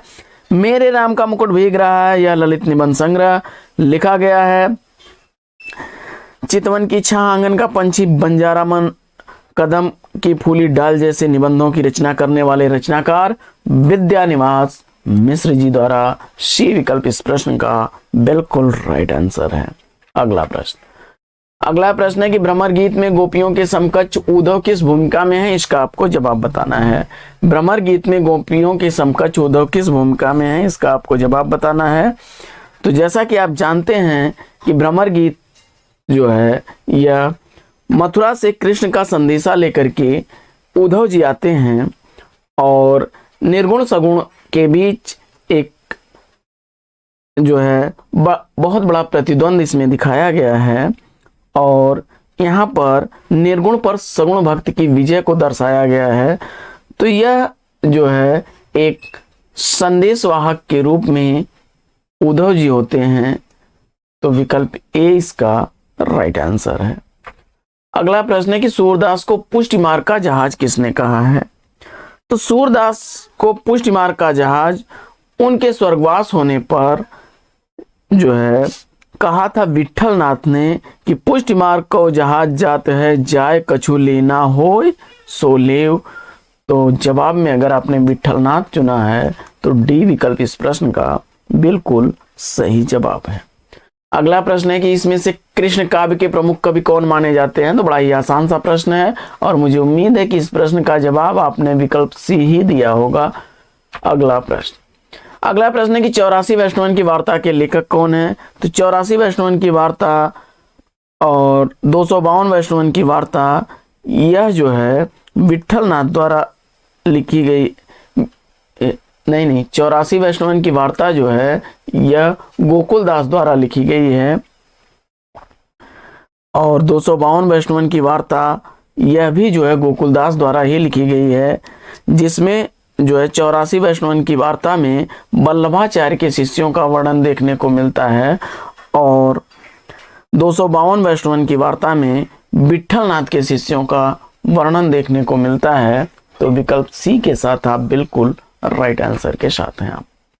प्रश्न संख्या 24 कि सचिव वैद गुरु तीन ज्यों प्रिय बोलहि भय आस, राज धर्म तनि तीन कर होहि बेगहि नास। उपर्युक्त दोहा रामचरितमानस के किस कांड में से लिया गया है, इसका आपको जवाब बताना है। तो इस प्रश्न का जवाब सुंदर कांड अगर आपने सेलेक्ट किया तो सी विकल्प इस प्रश्न का बिल्कुल राइट आंसर है। रामचरितमानस में 7 कांड हैं। पहला कांड बाल कांड आता है, दूसरा अयोध्या कांड, तीसरा अरण्य कांड, चौथा किष्किंधा कांड, 5वां सुंदर कांड, 6वां लंका कांड और लास्ट में उत्तर कांड आता है। आइए बढ़ते हैं साथियों प्रश्न संख्या 25 की तरफ। तो स्वामी अग्रदास किस काव्यधारा के कवि हैं, इसका आपको जवाब बताना है। बड़ा ही प्यारा सा प्रश्न है और बहुत रिपीटेड प्रश्न है और मुझे उम्मीद है कि इस प्रश्न का जवाब आपने राम भक्ति शाखा चुना होगा। तो बिल्कुल राइट आंसर है आपका। इन्होंने रसिक संप्रदाय की स्थापना की थी। सी विकल्प इस प्रश्न का बिल्कुल राइट आंसर है। अगला प्रश्न है कि तुलसीदास ने कलिकाल से मुक्ति हेतु कौन सी रचना लिखी है? तो तुलसीदास द्वारा लिखी गई वह रचना 279 पदों में ब्रज भाषा में लिखी गई रचना विनय पत्रिका है। विकल्प बी इसका राइट आंसर है, जो कि एक गीत काव्य है। यह गीत काव्य विधा की रचना है। अगला प्रश्न है कि मृगावती किसकी रचना है, इसका आपको जवाब बताना है। मृगावती का रचनाकार आपको बताना है। तो आप जानते हैं कि मृगावती लिखी गई है कुतुबन द्वारा, बी विकल्प इसका राइट आंसर है। 1503 ईस्वी इसका रचना काल। वहीं जो है उस्मान द्वारा लिखी गई चर्चित रचना चित्रावली है जो 1613 ईस्वी जिसका रचना काल। तो मंजन द्वारा मधुमालती और जैसी द्वारा पद्मावत, ये रचनाएं बड़ी प्रसिद्ध रचनाएं हैं और अक्सर पूछी जाने वाली रचनाएं हैं। तो साथियों बढ़ते हैं अगले प्रश्न की तरफ। अगला प्रश्न है कि निम्नलिखित में से जैसी की कौन सी रचना है, इसका आपको जवाब बताना है। तो जैसी की रचना आपको बताना है और जैसी की रचना अगर आपने पद्मावत चुना तो डी विकल्प इस प्रश्न का बिल्कुल सही जवाब। अगला प्रश्न है कि कृष्णा सोपती द्वारा लिखित संस्मरण कृति इसमें से कौन सी है, और इस प्रश्न का जवाब मुझे उम्मीद है कि आपने सेलेक्ट किया होगा हम हसमत। तो ए विकल्प इसका बिल्कुल राइट आंसर है। कृष्णा सोपती द्वारा लिखा गया हम हसमत संस्मरण है विकल्प ए। अगला प्रश्न है लाल ताराकृति के रचनाकार कौन है, और जैसा कि आप जानते हैं लाल ताराकृति राम वृक्ष बेनीपुरी द्वारा लिखी गई है। लाल तारा के रचनाकार राम वृक्ष बेनीपुरी हैं। तो यह रेखा चित्र विधा की रचना है विकल्प ए इसका राइट आंसर है। अगला प्रश्न है कि कवित रत्नाकर किस भाषा में लिखा गया है। तो आप जानते हैं कि कवित रत्नाकर ब्रज भाषा में लिखा गया है जिसके रचनाकार हैं सेनापति। तो विकल्प ए इसका राइट आंसर है। अगला प्रश्न है कि निम्न में से कौन सा रीति मुक्त कवि नहीं है, इसका आपको जवाब बताना है। तो इसमें से कौन रीति मुक्त कवि नहीं है, इस प्रश्न का आपको जवाब बताना है। तो इसमें बिहारी रीति बद्ध कवि हैं, इसके अलावा घनानंद बोधा आलम रीति मुक्त कवि हैं। तो विकल्प इसका जो है डी राइट आंसर हो जाएगा। अगला प्रश्न, भूषण का वास्तविक नाम क्या था।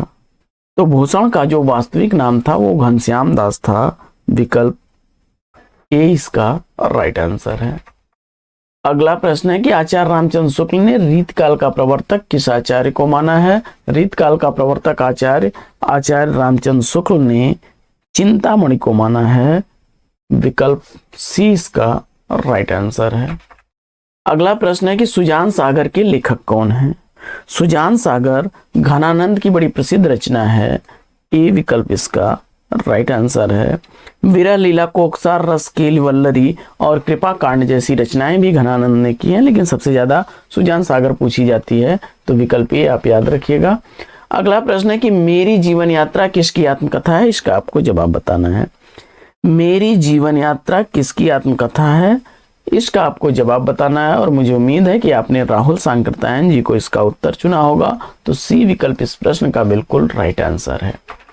अगला प्रश्न है कि भारतेंदु युग का कौन सा कवि पुष्ट मार्ग में दीक्षित था, इसका आपको जवाब बताना है और इस प्रश्न का जवाब मुझे उम्मीद है कि आपने चुना होगा।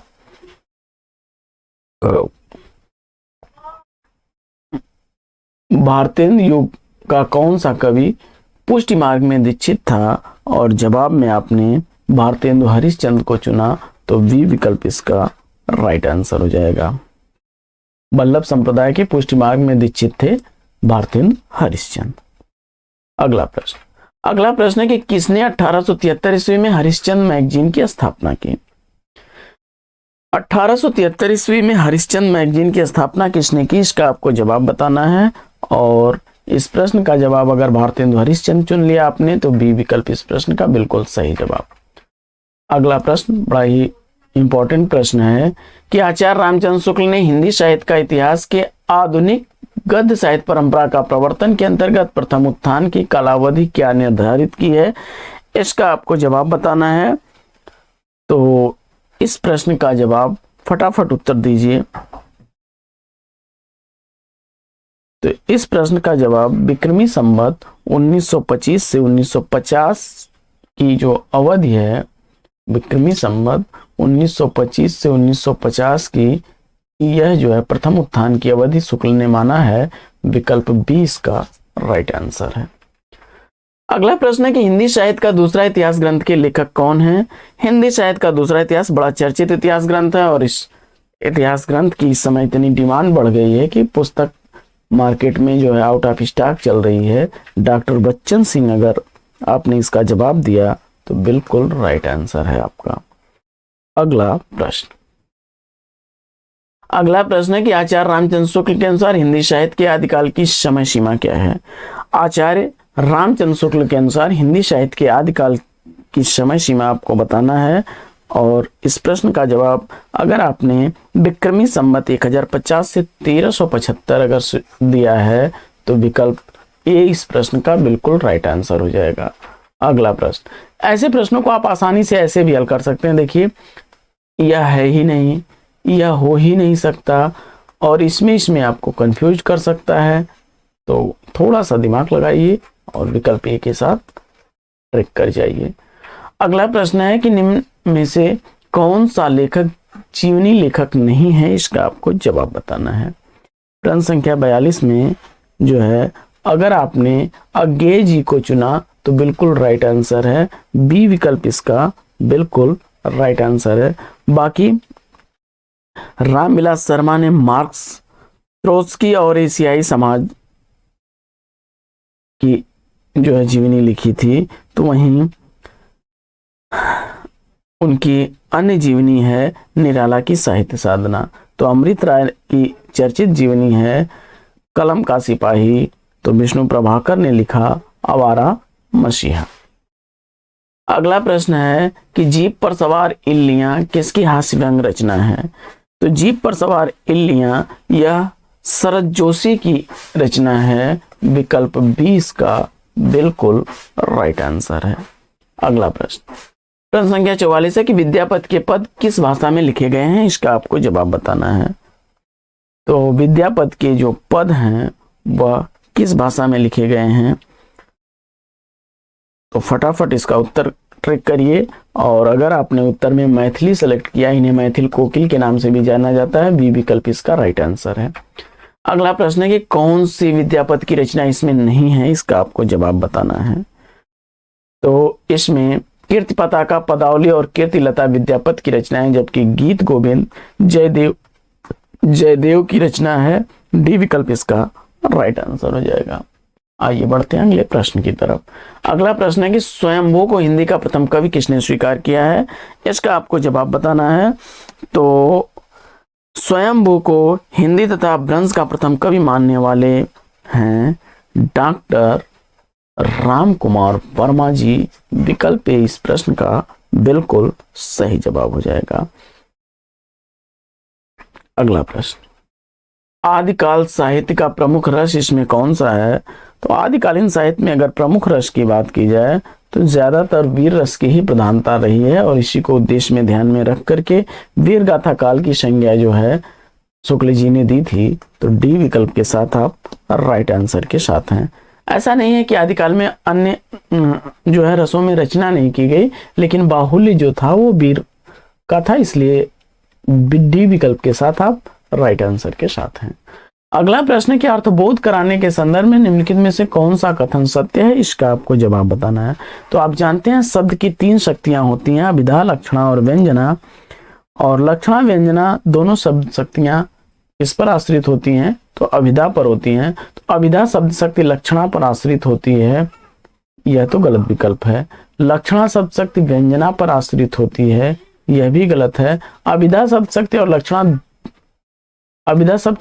और व्यंजना दोनों पर आश्रित होती है, यह भी गलत है। लेकिन लक्षणा और व्यंजना दोनों शब्द शक्तियां अभिधा पर आश्रित होती हैं, विकल्प डी इस प्रश्न का राइट आंसर हो जाएगा।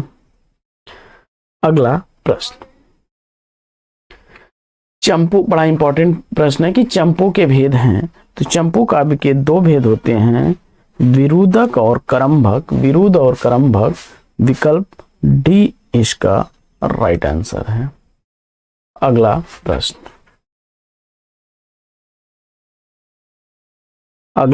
है कि निम्नलिखित में से कौन सा युग्म सही नहीं है। तो इसमें जो है भट्ट लोलट उत्पत्तिवाद, शंकुक अनुमितिवाद और अभिनव गुप्त अभिव्यक्तिवाद, लेकिन भुक्तिवाद के जो प्रतिपादक आचार्य हैं वह हैं भट्टनायक। भुक्तिवाद भट्टनायक। और विकल्प सी के साथ अगर आप जा रहे हैं तो राइट आंसर हो जाएगा आपका, यह सही सुमेलित नहीं है। अगला प्रश्न, जूठन के लेखक आपको बताना है। तो आप जानते हैं कि दलित आत्मकथा है जूठन, जिसके लेखक हैं ओम प्रकाश वाल्मीकि जी। बी विकल्प इसका राइट आंसर है। वहीं सूरजपाल चौहान की अगर बात की जाए तो इन्होंने तिरस्कृत और संतप्त नाम की 2 आत्मकथाएं लिखी हैं। और झोपड़ी से राजभवन तक माता प्रसाद की चर्चित रचना है। आइए बढ़ते हैं अगले प्रश्न की तरफ। और अगला प्रश्न है कि नई कविता में किस भाषा के शब्दों को लिया गया है, इसका आपको जवाब बताना है।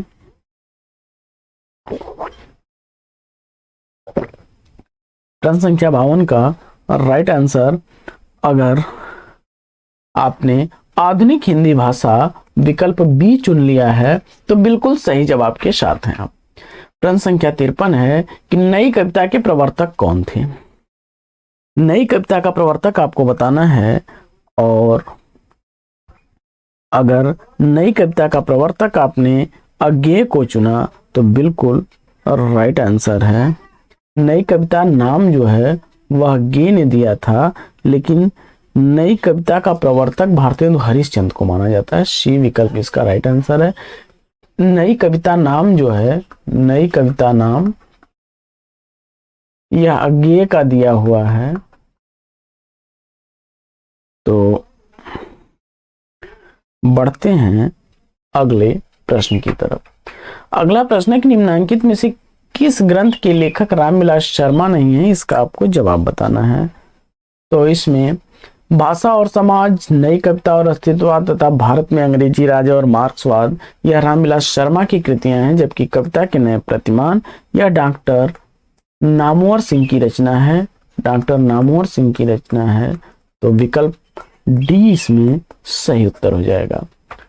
अगला प्रश्न है कि असाध्य वीणा कविता के रचनाकार कौन है। और अगर आपने कलगी बाजरे की सांप नदी के दीप हरी घास पर क्षण भर जैसी रचनाओं के रचना करने वाले रचनाकार सच्चिदानंद हीरानंद वात्स्यायन अज्ञेय को चुना तो डी विकल्प इसका राइट आंसर है। अगला प्रश्न है कि अरे या यावर रहेगा याद किस विधा की रचना है। और यह भी रचना अभी हम लोगों ने पढ़ा कि अज्ञेय की ही रचना है। और अगर इसकी विधा की बात की जाए तो यह यात्रा साहित्य है। विकल्प सी इस प्रश्न का बिल्कुल सही जवाब हो जाएगा। अगला प्रश्न, प्रकाशन वर्ष के अनुसार निम्नलिखित कहानियों का अनुक्रम आपको बताना है। तो इसमें जो है प्रकाशन वर्ष की दृष्टि से देखा जाए तो 2 बैलों की कथा कहानी का प्रकाशन काल 1931 ईस्वी ठहरता है। तो वहीं बड़े भाई साहब 1934 ईस्वी और कफन तथा क्रिकेट मैच दोनों 1936 ईस्वी की कहानियां हैं। तो विकल्प सी के साथ आप बिल्कुल राइट आंसर के साथ हैं। यानी 2 बैलों की कथा का प्रकाशन काल 1900 ईस्वी है और बड़े भाई साहब 1934 ईस्वी की है। जबकि कफन और क्रिकेट दोनों एक साथ की एक ही सन की लिखी हुई कहानियां 1936 ईस्वी की हैं। आइए देखते हैं प्रश्न संख्या 58। कोठरी की बात कहानी अद्भुत है, इसके लेखक कौन है। कोठरी की बात कहानी के रचनाकार अज्ञेय हैं। विकल्प ए इसका राइट आंसर है। आइए बढ़ते हैं अगले प्रश्न की तरफ।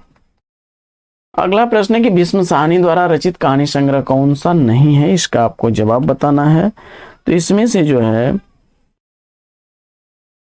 भाग्य रेखा, वांगचू और निशाचर, यह भीष्म साहनी की कहानियां हैं। जबकि काठ का सपना यह मुक्तिबोध की रचना है। मुक्तिबोध की रचना है। तो विकल्प इसका सी बिल्कुल सही जवाब हो जाएगा। आइए बढ़ते हैं अगले प्रश्न की तरफ। अगला प्रश्न है कि जैनेन्द्र का पहला कहानी संग्रह कब प्रकाशित हुआ। जैनेन्द्र का पहला कहानी संग्रह कब प्रकाशित हुआ, इसका आपको जवाब बताना है। और जैनेन्द्र द्वारा लिखा गया पहला कहानी संग्रह फांसी 1929 ईस्वी में प्रकाशित हुआ था। बी विकल्प इसका राइट आंसर है। अगला प्रश्न है कि इंदुमती कहानी के लेखक कौन है? तो हिंदी में लिखी गई पहली कहानी है यह किशोरी लाल गोस्वामी द्वारा, जो सरस्वती पत्रिका में 1900 ईस्वी में प्रकाशित हुई थी। तो विकल्प इसका जो है बी राइट आंसर हो जाएगा। अगला प्रश्न है कि मैथिली शरण गुप्त की निम्नलिखित काव्य कृतियों का सही अनुक्रम क्या है? इसका आपको जवाब बताना है। तो इसमें जो है सही अनुक्रम आपका क्या होगा, इसका आपको जवाब बताना है। तो अगर आपने इसमें सेलेक्ट कर लिया है, देखिए यशोधरा कृति जो है इसका प्रकाशन काल 1932 ईस्वी है, यशोधरा का। वहीं द्वापर का 1936 ईस्वी है, और जो है पंचवटी जो है, पंचवटी का प्रकाशन काल आपका 1925 ईस्वी है, 1925 ईस्वी है।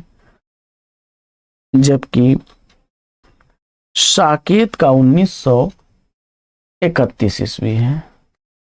तो इस हिसाब से आपका विकल्प बनेगा पंचवटी, साकेत, इसके बाद यशोधरा, फिर द्वापर, यानी बी विकल्प इसका राइट आंसर हो जाएगा।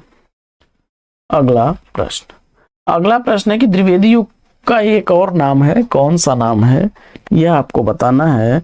और इसका जवाब अगर आपने जागरण सुधार काल दिया है तो सी विकल्प इसका राइट आंसर है। अगला प्रश्न है कि कहीं ईश्वरी फाग किसकी रचना है? कहीं ईश्वरी फाग उपन्यास मैत्रेयी पुष्पा की रचना है। विकल्प सी इसका राइट आंसर हो जाएगा। स्मृति दंश, बेगुनाह, गुनाह बेगुनाह और बेतवा बहती रही आंगन का पांखी, विजन जैसी रचनाएं इन्होंने की हैं मैत्रेयी पुष्पा जी ने। अगला प्रश्न है कि झांसी की रानी किस उपन्यासकार का नाम है? क्षमा करें, किस प्रकार का उपन्यास है? इसका आपको जवाब बताना है। तो झांसी की रानी एक ऐतिहासिक उपन्यास है, वृंदावन लाल वर्मा द्वारा लिखा गया है। विकल्प सी इसका राइट आंसर हो जाएगा। अगला प्रश्न है कि निम्नलिखित में से कौन सा युग्म असंगत है? तो इसमें जो है सन्यासी लीलाचंद जोशी की रचना, बसंती भीष्म साहनी की, आवारा मसीहा विष्णु प्रभाकर की, जबकि चित्रलेखा भगवती प्रसाद वाजपेयी की रचना नहीं है, यह भगवती चरण वर्मा की रचना है। भगवती चरण वर्मा की रचना है। तो विकल्प डी इसका राइट आंसर हो जाएगा। अगला प्रश्न है कि गोदान के संदर्भ में कौन सा तथ्य गलत है? तो गोदान जो है महाजनी सभ्यता की गाथा है। उपन्यास में मूलतः मालती की कथा है, यह विकल्प गलत है। मानव त्रासदी का भाष्य है और गोदान सामाजिक शोषण का लैंडस्केप है, यह तीन कथन सही हैं। तो विकल्प बी के साथ अगर आप कहे तो राइट आंसर है। अगला प्रश्न है कि निम्नलिखित में से कौन सा उपन्यास गोपाल दास गहमरी द्वारा लिखा गया है? तो गोपाल दास गहमरी द्वारा लिखा गया इसमें उपन्यास है वह प्रेममयी है। विकल्प बी इसका राइट आंसर हो जाएगा। अगला प्रश्न है कि मुझे चांद चाहिए उपन्यास के लेखक कौन है? तो मुझे चांद चाहिए उपन्यास सुरेंद्र वर्मा की रचना है। विकल्प बी इसका राइट आंसर है। अगला प्रश्न है कि देहाती दुनिया के रचनाकार कौन है? और देहाती दुनिया के रचनाकार भाषा के जादूगर नाम से प्रसिद्ध शिव पूजन सहाय हैं। विकल्प सी इसका राइट आंसर है। अगला प्रश्न है कि गोदान उपन्यास कैसा उपन्यास है? तो गोदान उपन्यास जो है वह आदर्शोन्मुख यथार्थवादी है। विकल्प 20 का राइट आंसर है। अगला प्रश्न है कि नूतन ब्रह्मचारी किसकी रचना है? तो नूतन ब्रह्मचारी उपन्यास जो है यह किसकी रचना है, इसका आपको जवाब बताना है। और इस प्रश्न का जवाब अगर आपने चयनित कर लिया है बालकृष्ण भट्ट को तो बिल्कुल राइट आंसर है। यह बालकृष्ण भट्ट द्वारा लिखा गया उपन्यास है, विकल्प बी इसका राइट आंसर हो जाएगा। यह उपन्यास विधा की रचना है और बालकृष्ण भट्ट द्वारा लिखा गया है। अगला प्रश्न है कि अप्रवासी की यात्राएं नामक कृति के रचनाकार कौन हैं? तो अप्रवासी की यात्रा नामक यात्रा वृतांत जो है यह डॉक्टर नगेंद्र की रचना है, विकल्प ए इसका राइट आंसर है। अगला प्रश्न, देवनागरी लिपि का सर्वप्रथम प्रयोग कहाँ हुआ था? तो देवनागरी लिपि का सर्वप्रथम प्रयोग आपको बताना है और उत्तर में अगर आपने गुजरात सेलेक्ट किया है जयभट्ट के शिलालेखों में तो बिल्कुल राइट आंसर है। जयभट्ट के शिलालेखों में मिलता है, विकल्प डी इसका सही उत्तर हो जाएगा। अगला प्रश्न, निम्नलिखित में से कौन सी बोली उत्तर प्रदेश की नहीं है? तो कन्नौजी खड़ी बोली और ब्रज भाषा उत्तर प्रदेश की है, जबकि जो है जयपुरी उत्तर प्रदेश की बोली नहीं है, यह राजस्थानी भाषा की एक उपबोली है। अगला प्रश्न है कि मध्यकालीन भारतीय आर्य भाषा का काल क्या है? और अगर 500 ईसा पूर्व से 1000 ईस्वी तक आपने माना तो बिल्कुल राइट आंसर है आपका 500 ईसा पूर्व से 1000 ईस्वी तक, विकल्प ए इसका राइट आंसर है। अगला प्रश्न है कि जयपुरी का स्थानीय नाम क्या है? तो जयपुरी को ढूंढानी नाम से भी जानते हैं, विकल्प सी इसका सही उत्तर। अगला प्रश्न है कि मथुरा और वृंदावन में प्रमुखता कौन सी बोली बोली जाती है? और उत्तर में अगर आपने ब्रज भाषा विकल्प बी चुना है तो बिल्कुल राइट आंसर है आपका। अगला प्रश्न है कि कौन सा वर्ण घोष है? इसका आपको जवाब बताना है। तो आप जानते हैं कि प्रत्येक वर्ण का तीसरा, चौथा, पांचवा वर्ण घोष होता है, तो इसमें अगर विकल्प आपने डी चुना तो राइट आंसर है। अगला प्रश्न है कि निम्न में से कौन सा शब्द स्वर वर्गीकरण में नहीं है? तो आप जानते हैं कि ह्रस्व दीर्घ ह्रस्व होता है, प्लुत होता है, लेकिन जो है विकल्प इसमें आपका द्वित्व ध्वनियां, विकल्प डी जो है यह इसके स्वर के अंतर्गत नहीं आता है, डी विकल्प इसका राइट आंसर हो जाएगा। अगला प्रश्न, संयुक्त स्वरों में जैसे अ है आपका, औ है। अगला प्रश्न, जिन स्वरों के उच्चारण में 2 मात्राओं का समय लगता है अथवा ह्रस्व का दुगुना समय लगता है उसे क्या कहते हैं? तो ह्रस्व का दुगुना समय जब लगेगा तो वह जो है आपका दीर्घ स्वर कहलाता है अथवा गुरु स्वर कहलाता है, बी विकल्प इसका राइट आंसर हो जाएगा। अगला प्रश्न है, वियोग की दशाएं कितनी मानी गई हैं? तो वियोग की 10 दशाएं मानी जाती हैं साथियों, जिसमें अभिलाषा, चिंता, स्मृति, उद्वेग, गुण कथन, प्रलाप, उन्माद, व्याधि, जड़ता और मरण, ये 10 वियोग की दशाएं मानी जाती हैं। अगला प्रश्न है कि बोरों सबय रघुवंश कुठार की धार में बारन ताज सरत्थें, बान की वायु उड़ाए के लक्षण लक्ष्य करो और यहाँ समर्थ हैं। ये पंक्तियां किस रस का उदाहरण है? और इस प्रश्न का जवाब अगर आपने सेलेक्ट कर लिया है रौद्र रस तो राइट आंसर के साथ हैं आप।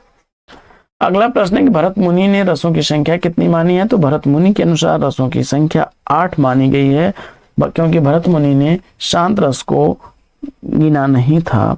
अगला प्रश्न है कि नारी कुमुदनी अवध सर रघुपति विरहि दिनेश, अस्त भय प्रगटहि भई निरखि राम राकेश। उपयुक्त पंक्तियों में कौन सा अलंकार है? और इस प्रश्न का जवाब अगर आपने सेलेक्ट कर लिया रूपक अलंकार तो विकल्प ए इसका राइट आंसर है। अगला प्रश्न है कि भ्रांतिमान अलंकार वहां होता है जहां रिक्त स्थान है।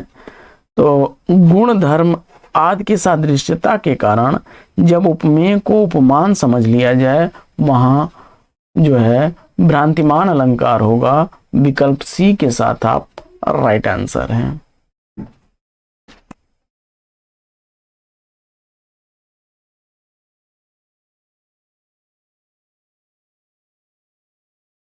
क्षमा करें, गुण और धर्म के सादृश्य के कारण उपमेय को उपमान समझ लिया जाए, विकल्प ए इसका राइट आंसर होगा। अगला प्रश्न है कि कमल कोमल कर में सप्रीत, इस पंक्ति में किसका लोप हुआ है? तो कमल कोमल कर में सप्रीत, इसमें लोप हुआ है आपका वाचक शब्द का विकल्प ए इसका राइट आंसर है। अगला प्रश्न है कि किस छंद के प्रत्येक चरण में 28 मात्राएं होती हैं? 14 या 16-12 मात्राओं पर यति होती है। तो इस प्रश्न का जवाब हो जाएगा हर गीत का छंद, विकल्प सी इसका राइट आंसर है। अगला प्रश्न है कि उपेंद्र बजरा किस प्रकार का छंद है? इसका आपको जवाब बताना है, और अगर जवाब में आपने वर्णिक छंद चुना तो बी विकल्प इसका राइट आंसर हो जाएगा। अगला प्रश्न है कि जिसका वर्ण क्रम आदि लघु, मध्य लघु, अंत लघु हो, उसका गण क्या बनेगा? तो इसका जो है तीनों ही अगर लघु हो तो उसका गण बनेगा आपका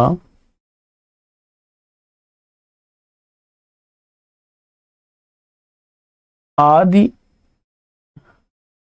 लघु हो, मध्य गुरु हो और अंत जो है वह लघु हो, यानी जगण बनेगा। विकल्प बी इसका राइट आंसर होगा। राजभान सलगा होता है ना, राजभान या माता राजभान सलगा, सूत्र से अगर आप निकालेंगे तो य माता राज भान, यह है ना, यहां से जगण में आपका देखिए लघु, दीर्घ और लघु, तो बी विकल्प इसका राइट आंसर हो जाएगा। अगला प्रश्न है कि नरेश का सही संधि विच्छेद क्या होगा?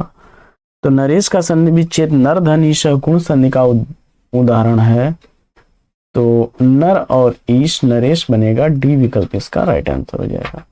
अगला प्रश्न है कि तथैव का संधि विच्छेद आपको बताना है। तथा धन एव, तथैव वृद्धि संधि का उदाहरण है, तथा धन एव, विकल्प ये इसका राइट आंसर है। अत्याचार का संधि विच्छेद बताना है, तो अति धनाचार, अति धनाचार अत्याचार बनेगा। अगला प्रश्न है कि मृगनयन में समास कौन सा है? तो मृगनयन में समास आपको बताना है, और इस प्रश्न का जवाब मुझे उम्मीद है कि आपने मृग के नयन, मृग के समान जो नयन हो, यानी कर्म का धारय हो रहा है इसमें, विकल्प 20 का राइट आंसर हो जा रहा है।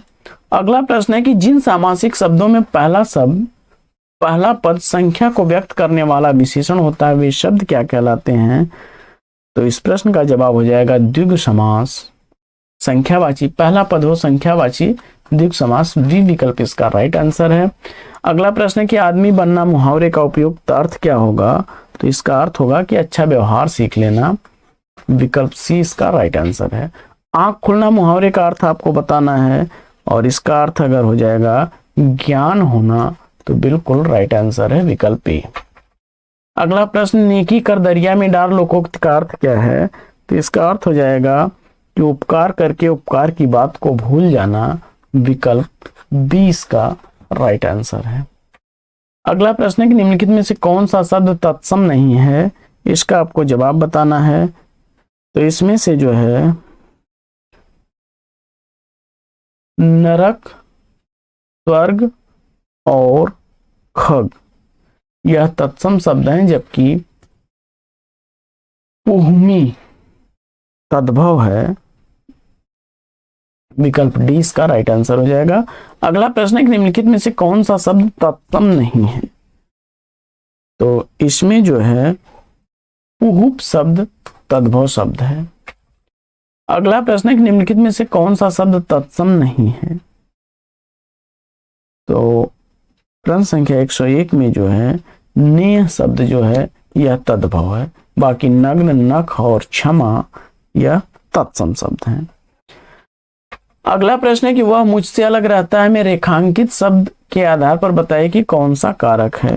तो वह अलग रहता है मुझसे में, तो अलग होने का बोध, अपादान अलग होने के लिए, बी विकल्प इसका राइट आंसर है। अगला प्रश्न है कि अन्य पुरुष एक वचन सर्वनाम का संप्रदान कारक में बहुवचन क्या होगा, और जवाब अगर आपने उन्हीं चुन लिया है तो बिल्कुल राइट आंसर है आपका। अगला प्रश्न है कि हथियाना चिकनाना किस प्रकार की क्रिया है, तो हथियाना चिकनाना नाम धातु क्रिया है, विकल्प ए इसका राइट आंसर है। अगला प्रश्न है कि निम्न विकल्पों में पुल्लिंग शब्द कौन सा है, तो इसमें अगर कुटुंब शब्द आपने सेलेक्ट किया तो यह पुल्लिंग है। अगला प्रश्न है कि बेल शब्द का बहुवचन क्या होगा, और अगर आपने बेलें सेलेक्ट किया तो बिल्कुल राइट आंसर है आपका। अगला प्रश्न है कि जिसे करना बहुत कठिन हो उसके लिए एक शब्द क्या बनेगा, तो जवाब हो जाएगा दुष्कर, ए विकल्प इसका सही जवाब। अगला प्रश्न है कि पुराण में एक प्रत्यय संयुक्त होकर क्या बनेगा, तो पुराण में एक प्रत्यय लगने पर पौराणिक बनेगा, पौराणिक, विकल्प ए इसका राइट आंसर हो जाएगा। अगला प्रश्न है कि हानि का विलोम क्या होगा, बड़ा आसान सा जवाब है लाभ। घर की आय का हिसाब मां रखती है, आय का विलोम क्या होगा, तो आय का विलोम होता है व्यय। अगला प्रश्न, तृष्णा शब्द का पर्यायवाची इसमें से कौन सा है, तो तृष्णा शब्द का पर्यायवाची इसमें लिप्सा बनेगा, विकल्प ए इसका राइट आंसर है। अगला प्रश्न, अगला प्रश्न है कि निम्नलिखित शब्द युग में अर्थभेद को छांटिए, तो इसमें जो है सही जवाब क्या बनेगा,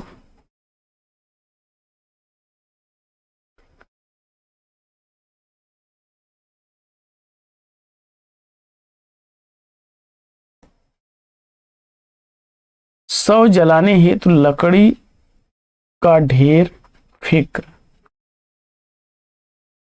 यह जो है विकल्प गलत है, बाकी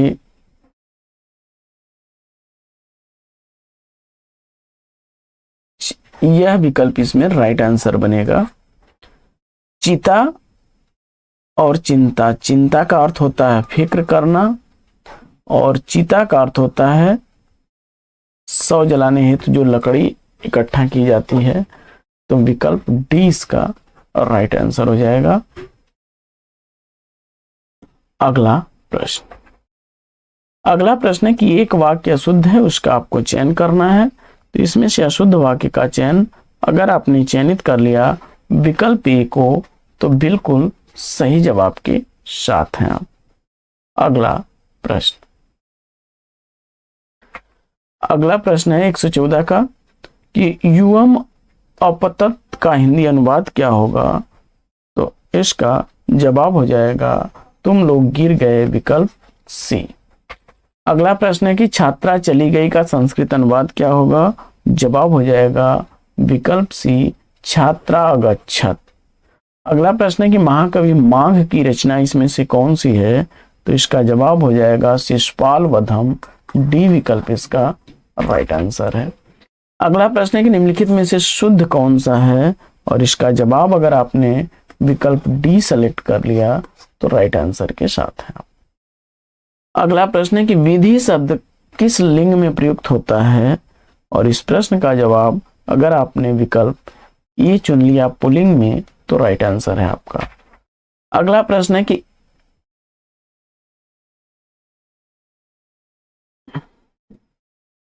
अगला प्रश्न है कि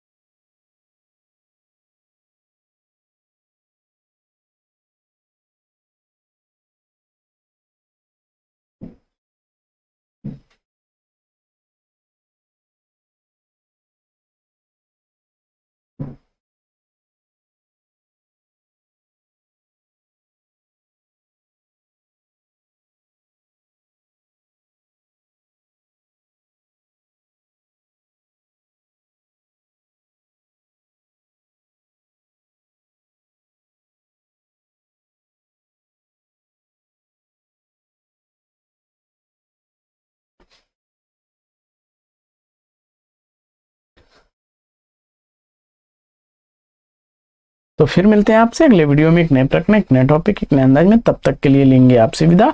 आपका जीवन मंगलमय हो। बेस्ट विशेष, बेस्ट ऑफ लक। जय हिंद साथियों।